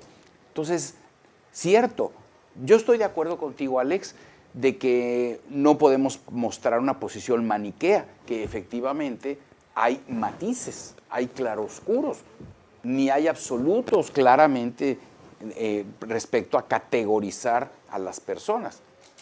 Pero sí hay valores universales, sí hay valores que deben de tener un principio absoluto, un principio de permanencia y de universalidad. Y no hay que perderlos de vista. Y esto, transponiéndolo a la actuación de gobierno, pues una nación se funda precisamente en esos principios que por lo menos se pretenden sean permanentes, que pueden evolucionar naturalmente como toda sociedad en un espacio y tiempo determinado, pero también nos sustentamos en principios muy claros. Y hablando a propósito, y yo quisiera preguntarte, Mario, porque tú que has sido un muy notable estudioso de las ciencias sociales, pues digo, eres maestro y doctor de la Flaxo, que para los que no conocen, Flaxo es la Facultad Latinoamericana de Ciencias Sociales, ¿de acuerdo? Nacida de un convenio que tiene nuestro país, pues con países latinoamericanos, precisamente para profundizar en estas grandes disciplinas humanas. Yo preguntaría, Mario, ¿cómo hacemos precisamente para que pues todo este bagaje de conocimiento que hoy se tiene, al día de hoy, y que pues la abundantísima documentación, información, reflexiones que hay respecto a este tema de la corrupción, ¿cómo lo podemos sintetizar en una forma mucho más simple para que justamente como sociedad civil podamos incidir eficaz y eficientemente en la acción gubernamental en la lucha contra la corrupción? Sí, a ver, primero una reflexión sobre la importancia de la sociedad civil que se ha ido mencionando acá. Yo diría que en algún estudio que hice ya hace tiempo, puse varias variables en un modelo estadístico. El estudio cubría más de 100 países, entonces no todos eran democracias, por supuesto. ¿Y cuál es la característica central de la democracia? Esa era, digamos, la pregunta de investigación. Y la característica central de la democracia, según mis hallazgos, es la protesta social. Ese para mí fue un descubrimiento maravilloso porque tiene todo el sentido del mundo. O sea, una democracia no existe sin protesta social. Y eso va a lo que decía Mayra, no podemos esperar que las autoridades nos resuelvan los problemas, no podemos esperar la buena voluntad, básicamente. Las democracias no dan cheques en blanco, las democracias se mueven porque la gente se mueve, las democracias solucionan problemas porque la gente reclama. El gran logro de la democracia es que un presidente se vaya a su casa, por ejemplo. Eso no es un logro menor. En una perspectiva histórica, ese ha sido, digamos, el problema de todos los regímenes políticos del mundo, que la gente que tiene poder no quiere irse a su casa, pues, ¿no? El poder finalmente es no sé, adictivo, ¿no? Y ha sido el origen de guerras civiles, el porfiriato en lo que terminó finalmente, ¿no? Bueno, entonces, lo que mueve a la democracia es la protesta social, es decir, que la gente se active, que la gente salga, que la gente se manifieste, y hoy en día hay muchos canales para la protesta social. Antes solamente había el salir a las calles, manifestaciones, bloquear rutas, bloquear accesos, qué sé yo. Hoy en día ya también hay los canales de protesta digital, ¿no? Juntar firmas, el Twitter, el Facebook, finalmente el TikTok, qué sé yo. Son todos esos canales de protesta, pero creo yo, al menos desde mi formación y desde lo que he visto, que la protesta social callejera, dando el cuerpo, finalmente es la forma más, digamos, más efectiva, ¿no?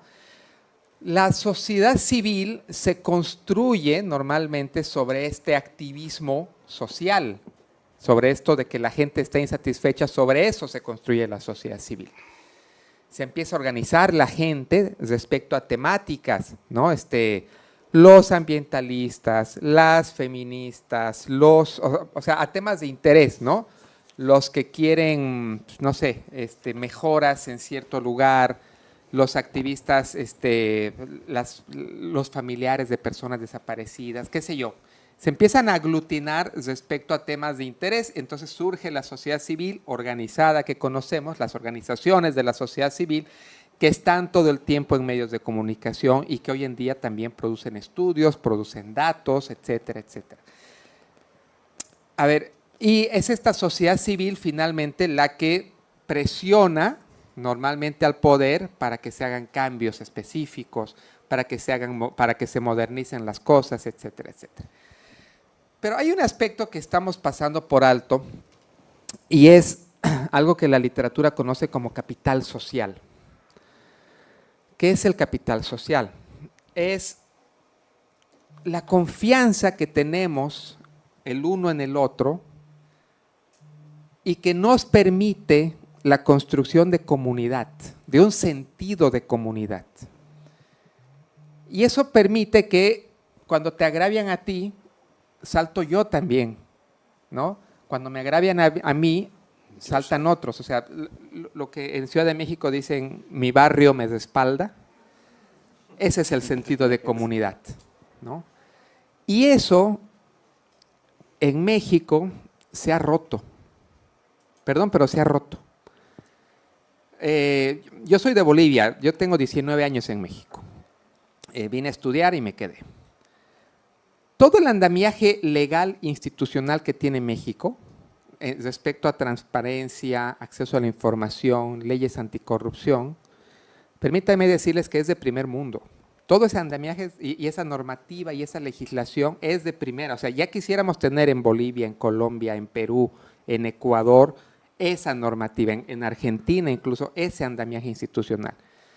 De hecho, en Bolivia, creo que en Ecuador, en Perú, en Colombia, no hay una ley de acceso a la información, no existe. Entonces, cuando alguien quiere alguna información, la única forma de obtenerla es a través de un contacto que te dé la información, un amigo que te contacte con el que trabaja en tal secretaría. O sea, no existe acceso a la información pública, no existe. México la tiene y no es poco, ¿no? O sea, también, o sea, yo sé que estamos decepcionados y estamos tristes y estamos decaídos, pero también hay que valorar lo que tenemos. O sea, ese andamiaje que tiene México es de primera, ¿no? Ahora, evidentemente hay una brecha entre la existencia de eso y las posibilidades que eso da y el uso de esas herramientas. Hay una brecha que Mayra acaba de decir, ¿cuántos de ustedes han utilizado eso? Pues no lo usamos. ¿Qué explica esa brecha? ¿No? ¿Qué explica que la gente no participe? No, o sea, está muy decepcionada, pero finalmente está como decepcionada en silencio.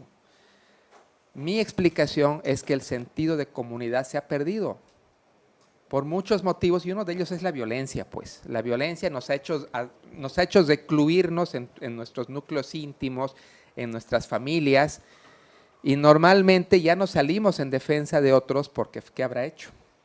No sabemos. De hecho, ya casi no conocemos mucho a nuestros vecinos o conocemos poco, ¿no? Entonces, ese sí es un problema que no es solamente un problema sociológico, sino que tiene consecuencias más allá, ¿no? Consecuencias en participación política, consecuencias en la protesta social inclusive, ¿no? Entonces, eso creo que es un elemento que hay que considerar y que no tiene solución en el corto plazo, ¿no? O sea, porque tú no le puedes decir a la gente, participen, salgan, ¿no? No, porque la gente no, o sea, está recluida en su ámbito íntimo, está ocupada también sobreviviendo económicamente, como quien dice, se está rascando con sus propias uñas, básicamente. Pero las posibilidades, dado el andamiaje legal e institucional que tiene México, están ahí, ¿no? De hecho, piensen en esto, los grandes escándalos de corrupción en México han sido gracias a la Plataforma Nacional de Transparencia, es decir, la Casa Blanca, piensen en los escándalos de corrupción, los grandes últimos, Segalmex, la Casa Blanca, todo eso ha sido por pedidos de acceso a la información. O sea, no ha sido una labor detectivesca de los periodistas que han ido, que Garganta Profunda les dio el soplo, esto de Estados Unidos, ¿no? Garganta Profunda, ¿se acuerdan del Washington Post, no? Sí, de Watergate. No, fue un simple, un pinche pedido de acceso a la información. Ahí está la información. Sumaron 2 más 2. Esto no cuadra, escándalo. Acuérdense de los últimos escándalos de plagios de tesis. El escándalo del plagio de tesis de Peña Nieto es gracias a que la tesis de Peña Nieto estaba libre ahí, en línea. El escándalo de plagio de la tesis de la ministra Esquivel, de la Suprema Corte, porque la tesis estaba ahí disponible. Es decir, México tiene, o sea, en otros países, perdón, mis tesis de Bolivia no sé ni dónde están, honestamente, pero no están en línea, ¿no? Pero aquí en México la información está ahí. Hay una ley de archivo, perdón, que dice cómo la información tiene que ser catalogada, cómo tiene que ser archivada. Todo eso es de primer mundo, ¿no? Ahora, nos falta la otra parte, la exigencia social, la demanda social, la protesta social, ¿no? Yo no voy a decir que la sociedad mexicana es una sociedad dormida, porque no lo es, pero lamentablemente este sentido de comunidad, de que tenemos un destino compartido, está fracturado, ¿no? Y a ver cómo cosemos eso, ¿no? Y Y claro, Mario, creo que tocaste temas muy sensibles y creo que esto nos va dando un poco más de conciencia sobre este aspecto. Me gustó mucho el concepto de capital social que utilizaste y la pérdida del sentido de comunidad y que pues hemos dejado pues que quede en manos prácticamente de la violencia. Pues claro, los espacios siempre se ocupan, evidentemente, es un principio físico, ¿de acuerdo? Esos espacios que dejamos de ocupar como sociedad, otros lo van a utilizar. Se dice también en el lugar común, que yo ya no estoy tan seguro que sea atribuible a Albert Einstein esta frase de que pues es verdaderamente insano pensar que vamos a obtener resultados diferentes si invariablemente hacemos lo mismo. Pero al final del día es muy ilustrativo. Entonces yo quisiera aterrizar con otra pregunta, Mayra. ¿Qué estrategias efectivas pueden emplearse para involucrar más a la sociedad justamente en esto que dice Mario, en esa protesta, en esa denuncia, vigilancia?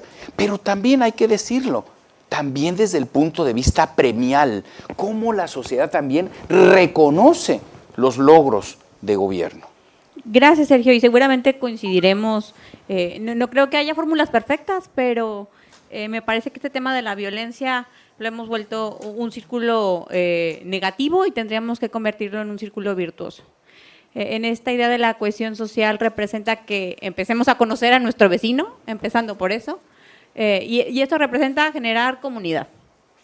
Yo creo que siempre vamos a encontrar más convergencias que divergencias, y esto también lo retomo desde la importancia de las instituciones, que ya lo hemos dicho creo que a lo largo de todo el conversatorio y todos hemos redundando en lo mismo.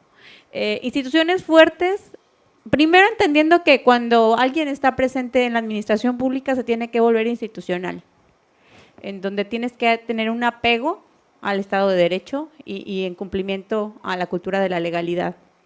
Me parece que en la medida en que tengamos sistemas de justicia más efectivos, podremos recobrar esa sensibilidad y esa importancia de la participación ciudadana. Yo creo que una ciudadanía activa y participativa no solo es una encomienda que nos reta a todos, sino que es un desafío que hoy tenemos que irnos a casa pensando cómo contribuimos. En este diálogo abierto, en donde todos construimos desde los espacios en donde vivimos hacia afuera, también con una sociedad civil organizada fuerte. Justo complementaba mi intervención anterior a partir de estos ejercicios interesantes. El uso de los recursos públicos es uno de los elementos clave que nos permite ver cómo está funcionando hoy nuestro gobierno. Hay algunos ejercicios que ha retomado, por ejemplo, Monitor Caregua, que hace un seguimiento a las contrataciones públicas, que también lo toma IMCO, que es el Instituto sobre la Competitividad, Mexicano sobre la Competitividad, y este seguimiento a conocer cómo se dan las licitaciones, adjudicaciones, cómo se hace el uso y entrega de los recursos, cuánto se ejerce, quién lo toma, son cosas que nos deben de interesar porque las políticas públicas vienen enfocadas desde el uso de los recursos. Ya lo decía Mario, que si no tenemos dinero, lo demás no funciona, ¿no? Podremos tener los grandes ejes clave, ¿vale? Pero si no hay recursos, sí, claro, todo lo demás se queda inerte, ¿no? Entonces, pongámosle foco al tema que nos mueva. Cada quien tenemos que encontrar nuestra causa y eso me toma a otro tema que creo que es importante, la importancia de políticas públicas con la co-creación de la población, que celebro hoy que estemos aquí abriendo un diálogo, un espacio en donde todos podemos decir lo que pensamos desde nuestros diferentes trincheras, y esa co-creación representa procesos horizontales, en donde todas las participaciones tienen que ser representativas, tienen que ser plurales y tienen que estar enfocadas en la mejora de todos. Porque si uno de los grandes problemas que determinamos en nuestro país es la desigualdad, tenemos que caminar y que hacer ejercicios en donde todos participamos. Muchas gracias, Mayra. Y a propósito de la co-creación y el diálogo, la creación de políticas públicas, bueno, ya hablamos mucho de este lado. Ahora queremos escucharlos a ustedes. ¿Quién quisiera hacer alguna participación? A ver, como diría el doctor IQ, allá al fondo a mi derecha. Buenos días, tardes, yo creo que ya están siendo tardes. Su servidor, soy docente de este plantel y fui invitado para estar el día de hoy aquí. Y quiero decirles con mucho gusto, ahorita me tuve que retirar unos minutos, porque mis alumnos de quinto semestre tienen una materia o módulo, como le llamamos nosotros, precioso, que yo creo que a ustedes les encantaría dar esa clase, que se llama Contextualización de Fenómenos Sociales, Políticos y Económicos.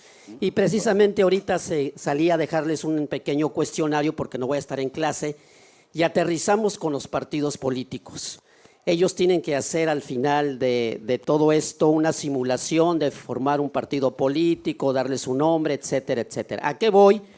Cuando yo les mencioné esta actividad en días anteriores, inmediatamente se quejaron. Porque me dice, ¿qué vamos a formar si ya lo que está formado está mal? Precisamente les dije, esa es la idea, que ustedes propongan cosas interesantes, ¿no? ¿Y a qué me refiero a esto? Porque nos ha estado hablando de temas muy interesantes que la verdad los hacen con una muy buena participación, y la participación ciudadana se pierde desde que los propios jóvenes que no han aprendido precisamente lo que nosotros queramos que aprendan, que es a participar, porque ya vienen con este divorcio hacia las instituciones públicas, ¿sí? Yo no solamente soy docente, tengo la oportunidad de trabajar como empresario, tengo mi microempresa. Si yo hubiera ahorita transmitido estos hermosos conceptos, muchos de mis compañeros empresarios estarían ahorita criticando, porque cuando nosotros vamos a las diferentes instituciones públicas nos encontramos con una serie de corruptelas, ¿no? Entonces, a lo que voy es que dejamos de participar activamente porque nos encontramos con esta incomodidad, y uno de manera muy clara. Yo participo en muchos ámbitos. En una de ellas es en mi sector de vivienda. Pertenezco a la asociación de vecinos, etcétera. Y ahora que pedimos un apoyo a la delegación, nos pidió muchos requisitos, y uno de ellos que a mí me molestó y por eso me retiré de esa sesión es ir al informe de la presidenta municipal. Ahí te das cuenta de cómo los partidos políticos manejan también la participación ciudadana, y algunas colonias o fraccionamientos, ¿por qué lo hacen? Porque tienen esa necesidad inmediata, porque tienen esa necesidad que ellos no pueden cubrir. Afortunadamente en el fraccionamiento donde yo vivo, pues no es un fraccionamiento totalmente vandalizado, olvidado, porque nosotros pagamos el servicio de basura, el servicio de alumbrado, etcétera. Sin embargo, le pedimos por ahí un trámite que nos facilitara, y lo primero que nos pide, ok, les vamos a ayudar, pero vayan al informe. Entonces, eso te das cuenta de que precisamente desalienta la participación ciudadana, ¿no? Y podría hablar de muchos ejemplos, pero algo que yo le digo a mis alumnos, y me tuve que salir en ese momento cuando creo que estaba esta idea, yo le digo a mis alumnos y les pregunto, ¿quién de ustedes piensa que va a tener un mejor país en 5 años? Y levantan la mano muy pocos. ¿Quién piensa que este país va a estar igual que en 5 años? Y la levanta un poquito más. ¿Quién piensa que este país va a estar peor que en 5 años? Y la levanta la mayoría. Y es ahí donde les digo el trabajo que tienen que hacer, porque no vamos a huir de este país, sino quien lo tiene que cambiar somos nosotros. Y ojalá y que muchas de las ideas que se tienen aquí, y que desgraciadamente pues aquí las apunté, se pudieran hacer en la práctica, que cada uno de nosotros desde donde estemos lo hagamos. Y ya finalmente, para terminar este comentario, precisamente no sé cuántos de nosotros conozcamos de los libros blancos, que tiene que ver precisamente con esa información que manejaban hace rato. Yo busqué el libro blanco del aeropuerto de Texcoco, lo bajé precisamente para comenzar a ver qué tanto había de lo que se decía en los medios, y curiosamente no sé si lo programaron para que desapareciera inmediatamente, pero es ahí donde nos damos cuenta, la doctora Legaspi comentaba de cuántos nosotros hemos consultado ciertas páginas, etcétera. Yo me he dado la tarea, no mucho, en buscar información y de repente dice, en este momento no aparece, en este momento, y yo hablo a la institución, es que la página la estamos ahorita actualizando, etcétera, y eso también, la participación ciudadana, hace que nos retiremos. Gracias. Pues muchísimas gracias. Yo creo que quien merece el aplauso también es usted, como docente y como empresario, la verdad. Muchas gracias por esta muy, muy importante participación. Me gustaría dejarle el uso de la palabra a alguien más que quisiera comentar. A ver, ya tenemos una manita. Sí se me escucha. Sí. Perfecto. Okay. Ah, no, perdón. Como están grabando, por favor, ¿se pueden acercar el micrófono? Gracias, muy amable. Buenas tardes, por 15 minutos. Muy interesante toda la información que nos plantean. Y me quedé pensando cuando decía la primera participación sobre la necesidad que existe de hacer funcionarios públicos más profesionales, dejar de improvisar, cosa que desde mi perspectiva, desde mi punto de vista que yo observo como ciudadano, como cualquier ciudadano, ha sucedido con este gobierno. Me imagino por la novedad, se ve de pronto improvisaciones, se ve, no necesito ser especialista en corrupción para darme cuenta que sí hay una corrupción al grado de que yo no puedo caminar por las calles de aquí de las 5 y 10 porque están invadidas las banquetas. No necesito pertenecer a ninguna institución anticorrupción para darme cuenta que existe. No necesito darme cuenta o ser parte de centro de investigación sobre el consumo de drogas pasando 5 y 10 y que te digan mota, mota, cristal, cristal. No necesito ser especialista en investigación para haber proyectado los asesinatos que hubieron hace poco también en las 5 y 10 porque mataron a un distribuidor de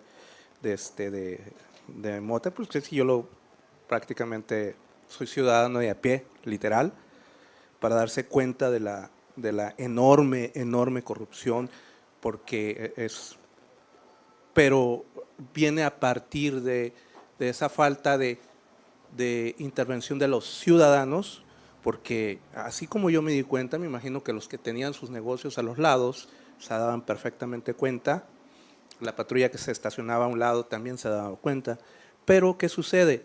Vamos, el comentario que hacían, el individualismo. Yo pienso primero en mí, después en mí y luego en mí.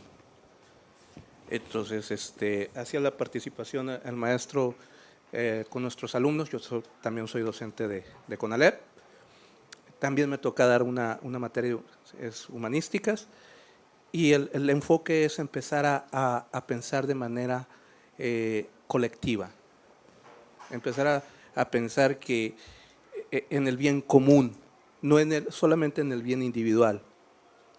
Entonces, este tipo de pláticas siento que no deberían de ser tan académicas, encerradas, debería haber más medios de comunicación. Yo no soy organizador ni mucho menos, pero sí me hubiera gustado también que hubiera estado un periodista que los conociera a ustedes. Yo no los conocía a ninguno de ustedes y me interesa, pero de pronto como que está cerrado el espacio, muy académico, y también en el sentido de dar a conocer. Otro punto de que hablaban de que la gente está decepcionada del funcionamiento de las instituciones, más bien está desinformada. Siento yo que las personas estamos desinformadas. ¿Por qué? Porque hace poco, relativamente, hubo un hasta aquí con el tipo de gobierno que se tenía, donde en Mexicali hubo manifestaciones masivas. Pero vamos,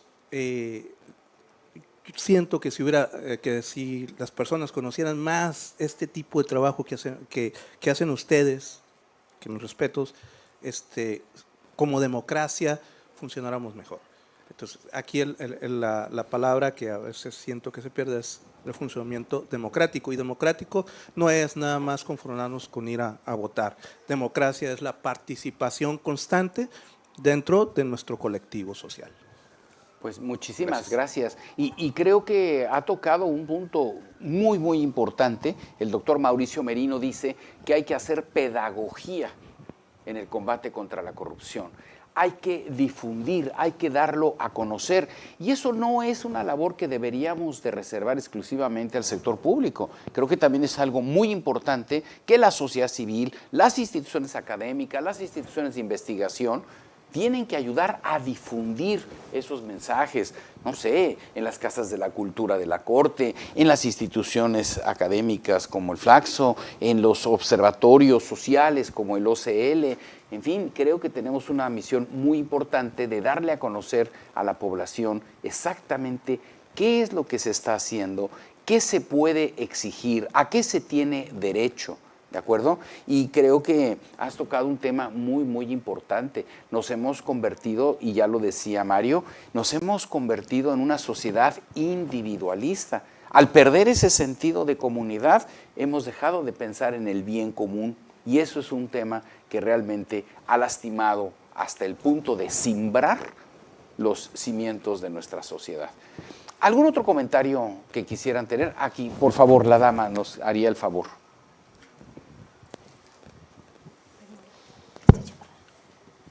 Muy buenas tardes, pues soy la coordinadora jurídica de COEPRIS, de la unidad regional, y cuando llegamos a la institución, pues llegamos, como dicen, en blanco, como dice usted, que llegamos para aprender, pero en realidad llegamos con la convicción de trabajar en las políticas del Estado y bajo la tutela del comisionado, que tenía una visión súper clara sobre lo que buscábamos implementar. Y pues bueno, como ya sabemos que la dependencia se encarga de la vigilancia en el riesgo sanitario, pues nuestra obligación era preservar y erradicar los riesgos de la salud, y creo que hemos crecido en un panorama, en la visión del comisionado, en un sistema anticorrupción, en un sistema de honestidad, en un sistema de comunicación y transparencia desde las bases, y ha sido muy complejo porque al principio, cuando llegamos con una institución como un poco quebrada desde los anteriores administradores de la institución, a lo que nosotros llegamos con una visión de lo que estábamos buscando implementar, y creo que la dependencia ha crecido muchísimo más en aceptación al exterior. A veces nos toca en jurídico recibir a los usuarios y llegan con miedo, y nosotros también creímos en una política de denuncia y de apertura a lo que es preservar el tema de contribuir al acto honesto de la autoridad y del usuario. Es decir, también establecer las características que la Ley General de Salud nos atribuye en cuanto a asesorar al usuario, pero sí creemos mucho en que la cultura de la legalidad o del derecho del usuario también está muy peleada por el miedo, porque el usuario dice, si voy y denuncio, ¿qué me va a pasar? Si voy y denuncio, me van a cerrar mi negocio. Si voy y denuncio, o si voy y me asesoro, o si realmente, como dice el compañero, sí creo mucho en que nos faltan herramientas un poco más para poder erradicar aún más el tema de la corrupción. Creemos que cuando hay perfiles idóneos y cuando habemos gente que tenemos la capacidad o las ganas de querer hacer las cosas bien, siempre hay gente que habla en contrario, y creo que también es tiempo. Ahorita tuve que decidir como mi doctorado y me inscribí inmediatamente en el sistema anticorrupción y sistema de justicia, porque creo que de 1 de cada 1000 tenemos que llegar a ese punto de creer que si podemos construir un mejor Estado y una mejor política. No podemos ver nomás lo negativo siempre podemos apostarle a contribuir las fortalezas interdisciplinarias o institucionales, porque pues no estamos solos, formamos parte de una institución, y creo que es bien importante, como ustedes dijeron, desde el líder hasta los intermedios que son encargados de área, hasta las fortalezas de todos los que colaboran en una institución, pero sí permear en el tema de que entre más erradiquemos un sistema de corrupción, más perfectible va a ser el servicio del usuario, que al final de cuentas todos somos usuarios, todos vamos a comer a los restaurantes y queremos que laven los trastes, que fumiguen, que no haya plagas, que vayamos a hoteles limpios, que nuestros hijos estén en un ámbito más sano de lo que contribuimos dentro de una misma sociedad. Por lo tanto, yo sí, aunque se escuche en un mundo ideal o un mundo fantástico, creo que el sistema anticorrupción forma parte del eslabón más fuerte que debe tener una sociedad en todos los ámbitos. Y creo que como papás también, a veces pues, sabes que tu hijo no es tan fuerte y quieres que no lo tengan en la banca y que lo metan al juego porque no aceptamos nuestra realidad y estás esperando como que lo metan, ¿sabes? Por amor o lo que sea. Y a veces yo también digo, debemos de contribuir desde los pilares de la casa, desde los pilares de nuestras oficinas, desde los pilares de cada uno de nuestros espacios. Yo sé que hay miles de errores en la sociedad, yo sé que hay gente que le apuesta más a darle una mochila al policía, sin embargo, yo sí creo que entre más fortalezcamos esos ámbitos anticorruptos, sí considero que vamos a tener una mejor sociedad. Y en el caso, por ejemplo, de la COEPRIS, hemos visto gente que nos acusa de cosas que no son ciertas y de verdad hay un dolor personal que dices, o sea, yo sé que no es verdad y tú lo sabes en tu interior, pero pues si te duele como que hablen algo que no es correcto cuando estamos haciendo todo lo posible por transparentar, por comunicar, por establecer con nuestros superiores una comunicación súper transparente en todas las decisiones que creo que nos ha permitido tener un funcionamiento muy, muy correcto. Y pues nos sentimos creo que muy orgullosos de los resultados. Pues muchísimas gracias. Bueno, pues yo quisiera para concluir este conversatorio pedirle a mis compañeros si nos pudieran dar sus conclusiones en un minuto.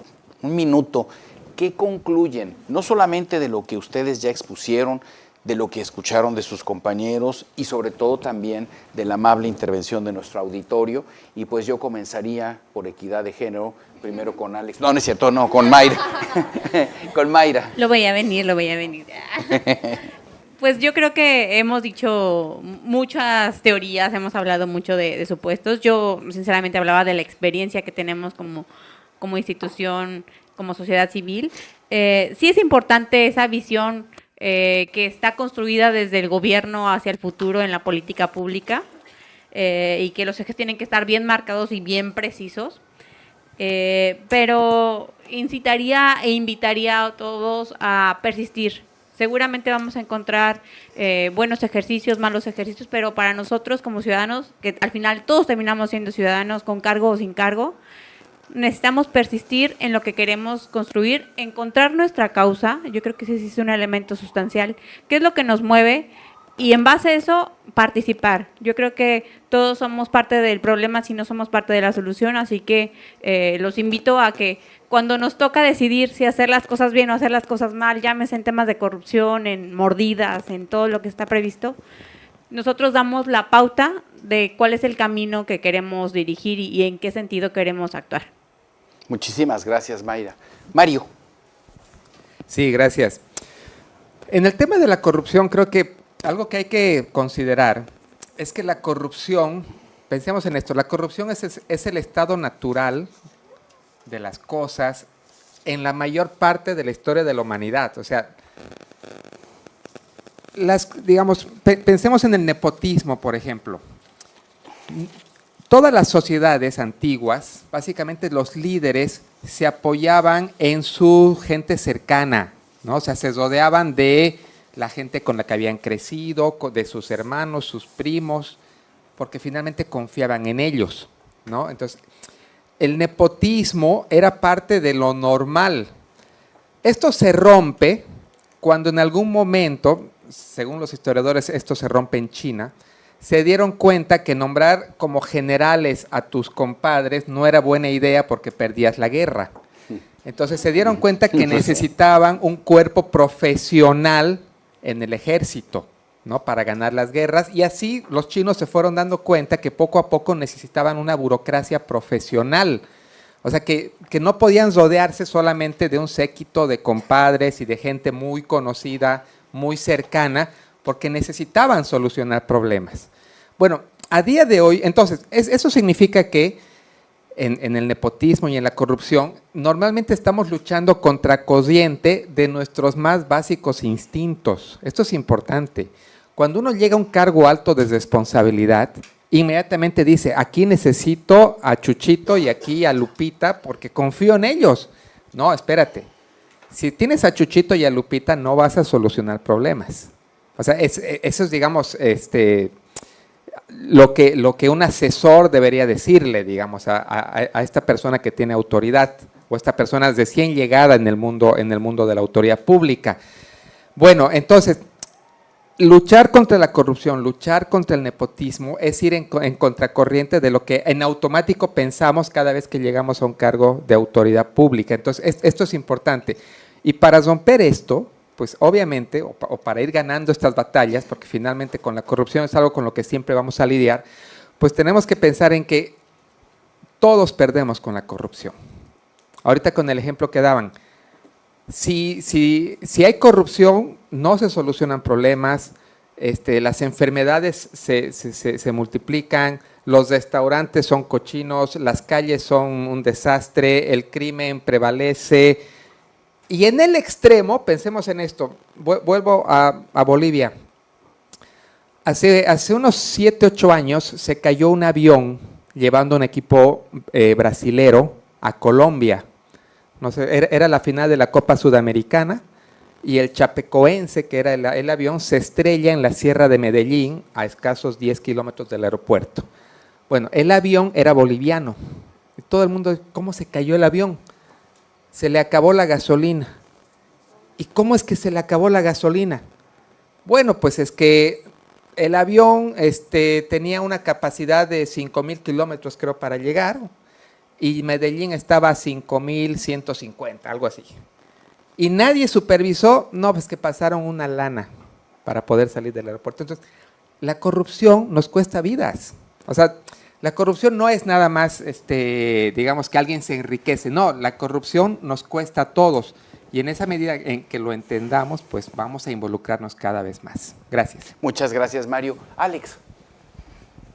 Muy rápidamente, yo creo que yo quisiera abonar en algo que para mí sería muy importante. Quizás yo me sentiría satisfecho si cuando salgamos de esta aula o cuando apaguemos nuestros monitores en la computadora, nos llevemos la siguiente pregunta. ¿Qué puedo hacer yo en lo personal para ser una mejor persona? En el amplio sentido de la palabra. Y me refiero para yo incidir en mi propia comunidad. ¿Qué está en mis manos? ¿Qué puedo aprender? ¿Qué puedo aportar? ¿Qué puedo hacer para generar una mejor autoconciencia? Y aquí me detengo en algo muy rápidamente. Y ya se comentó, la inteligencia artificial está avanzando muchísimo. Vean ustedes el chat GPT 4.0, es fantástico, pero también es aterrador. Y ya hay voces en las que dicen, si nosotros como humanidad no logramos tener una autoconciencia y una reflexión de nosotros mismos, la inteligencia artificial nos va a acabar. Así como fue en la película Blade Runner en los 80s, ¿no? Pero remasterizado. Entonces, la única manera que podemos nosotros salvar, mejorar nuestra actividad cotidiana es cómo vamos a ser como mejores personas, concientizar nuestros actos, siendo responsables de nuestras acciones, pero también de nuestras omisiones. Muchas gracias.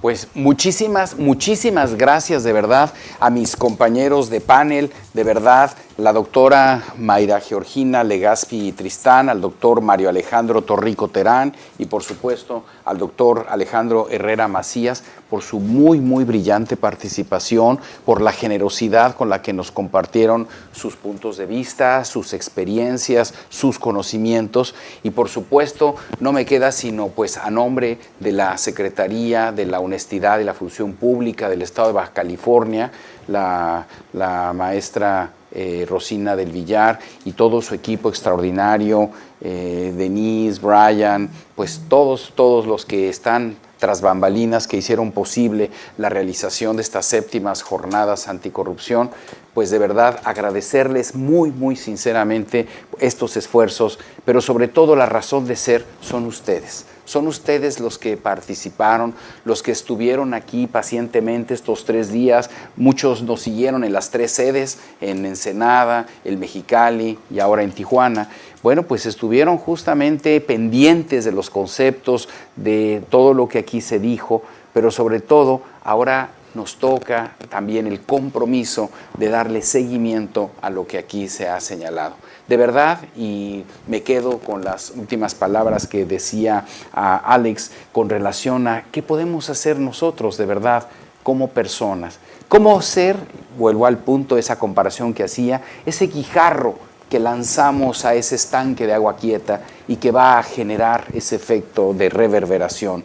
Porque de verdad las palabras pueden convencer, pero los ejemplos son los que arrastran. ¿De acuerdo? Entonces no importa, y eso, con eso me quedo, pues, de que, ¿qué le voy a decir a esos pequeñitos que con mucha ilusión hicieron sus dibujitos para ganar un premio antier? O a esos jovencitos que grabaron un videoclip para tener su premio en el cortometraje. ¿Qué le vamos a decir a los universitarios?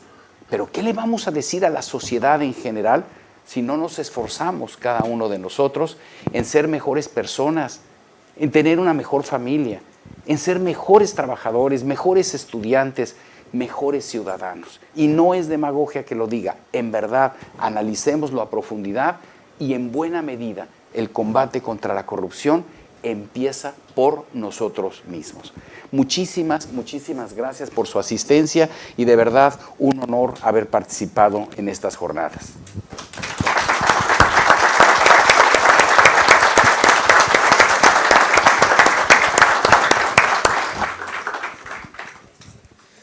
Agradecemos la valiosa intervención de cada uno de los miembros por este conversatorio. Ahora llamamos pase al frente para la entrega de los reconocimientos nuestra directora Denise López Cepeda, directora de Transparencia y Acceso a la Información para un Gobierno Abierto. Bueno, muchísimas gracias a los integrantes de nuestro conversatorio. La verdad que todo lo que dijeron es algo por lo que estamos luchando y queriendo llegar a cada uno de ustedes. Algo que comentaba con mis compañeros de staff, estamos muy orgullosos de esta 7ª jornada porque logramos llenar todas las sedes, Mexicali, Ensenada, Tijuana, todas las sedes las estuvimos abarrotadas por asistentes que sabemos que les interesa el combate a la corrupción, que les interesa ser mejores servidores públicos, que les interesa ser mejores personas y mejores ciudadanos, pues no solo para Baja California, sino para México, ¿no? y nuestro planeta. Entonces, en nombre de la licenciada Rosina del Villar Casas, titular de la Secretaría de la Honestidad y la Función Pública, me permito hacer entrega de estos, son unos detalles, unos reconocimientos a Mayra Georgina Legazpi Tristán por haber participado en este conversatorio. Muchísimas gracias. Muchas gracias, se lo agradezco. Continúo con Mario Alejandro Torrico Terán. Muchísimas gracias también por acompañarnos. Y, Sergio Eduardo Guacuja Betancourt, que nos acompaña en todas nuestras jornadas y me acaban de mandar mensajes que tiene fans. Muchas gracias, Denise. Y Alejandro Herrera Macías también, que nos hizo el honor de acompañarnos el día de hoy, también ya considerado un amigo. Gracias por habernos acompañado. Se me fue. Una fotografía con su reconocimiento para todos.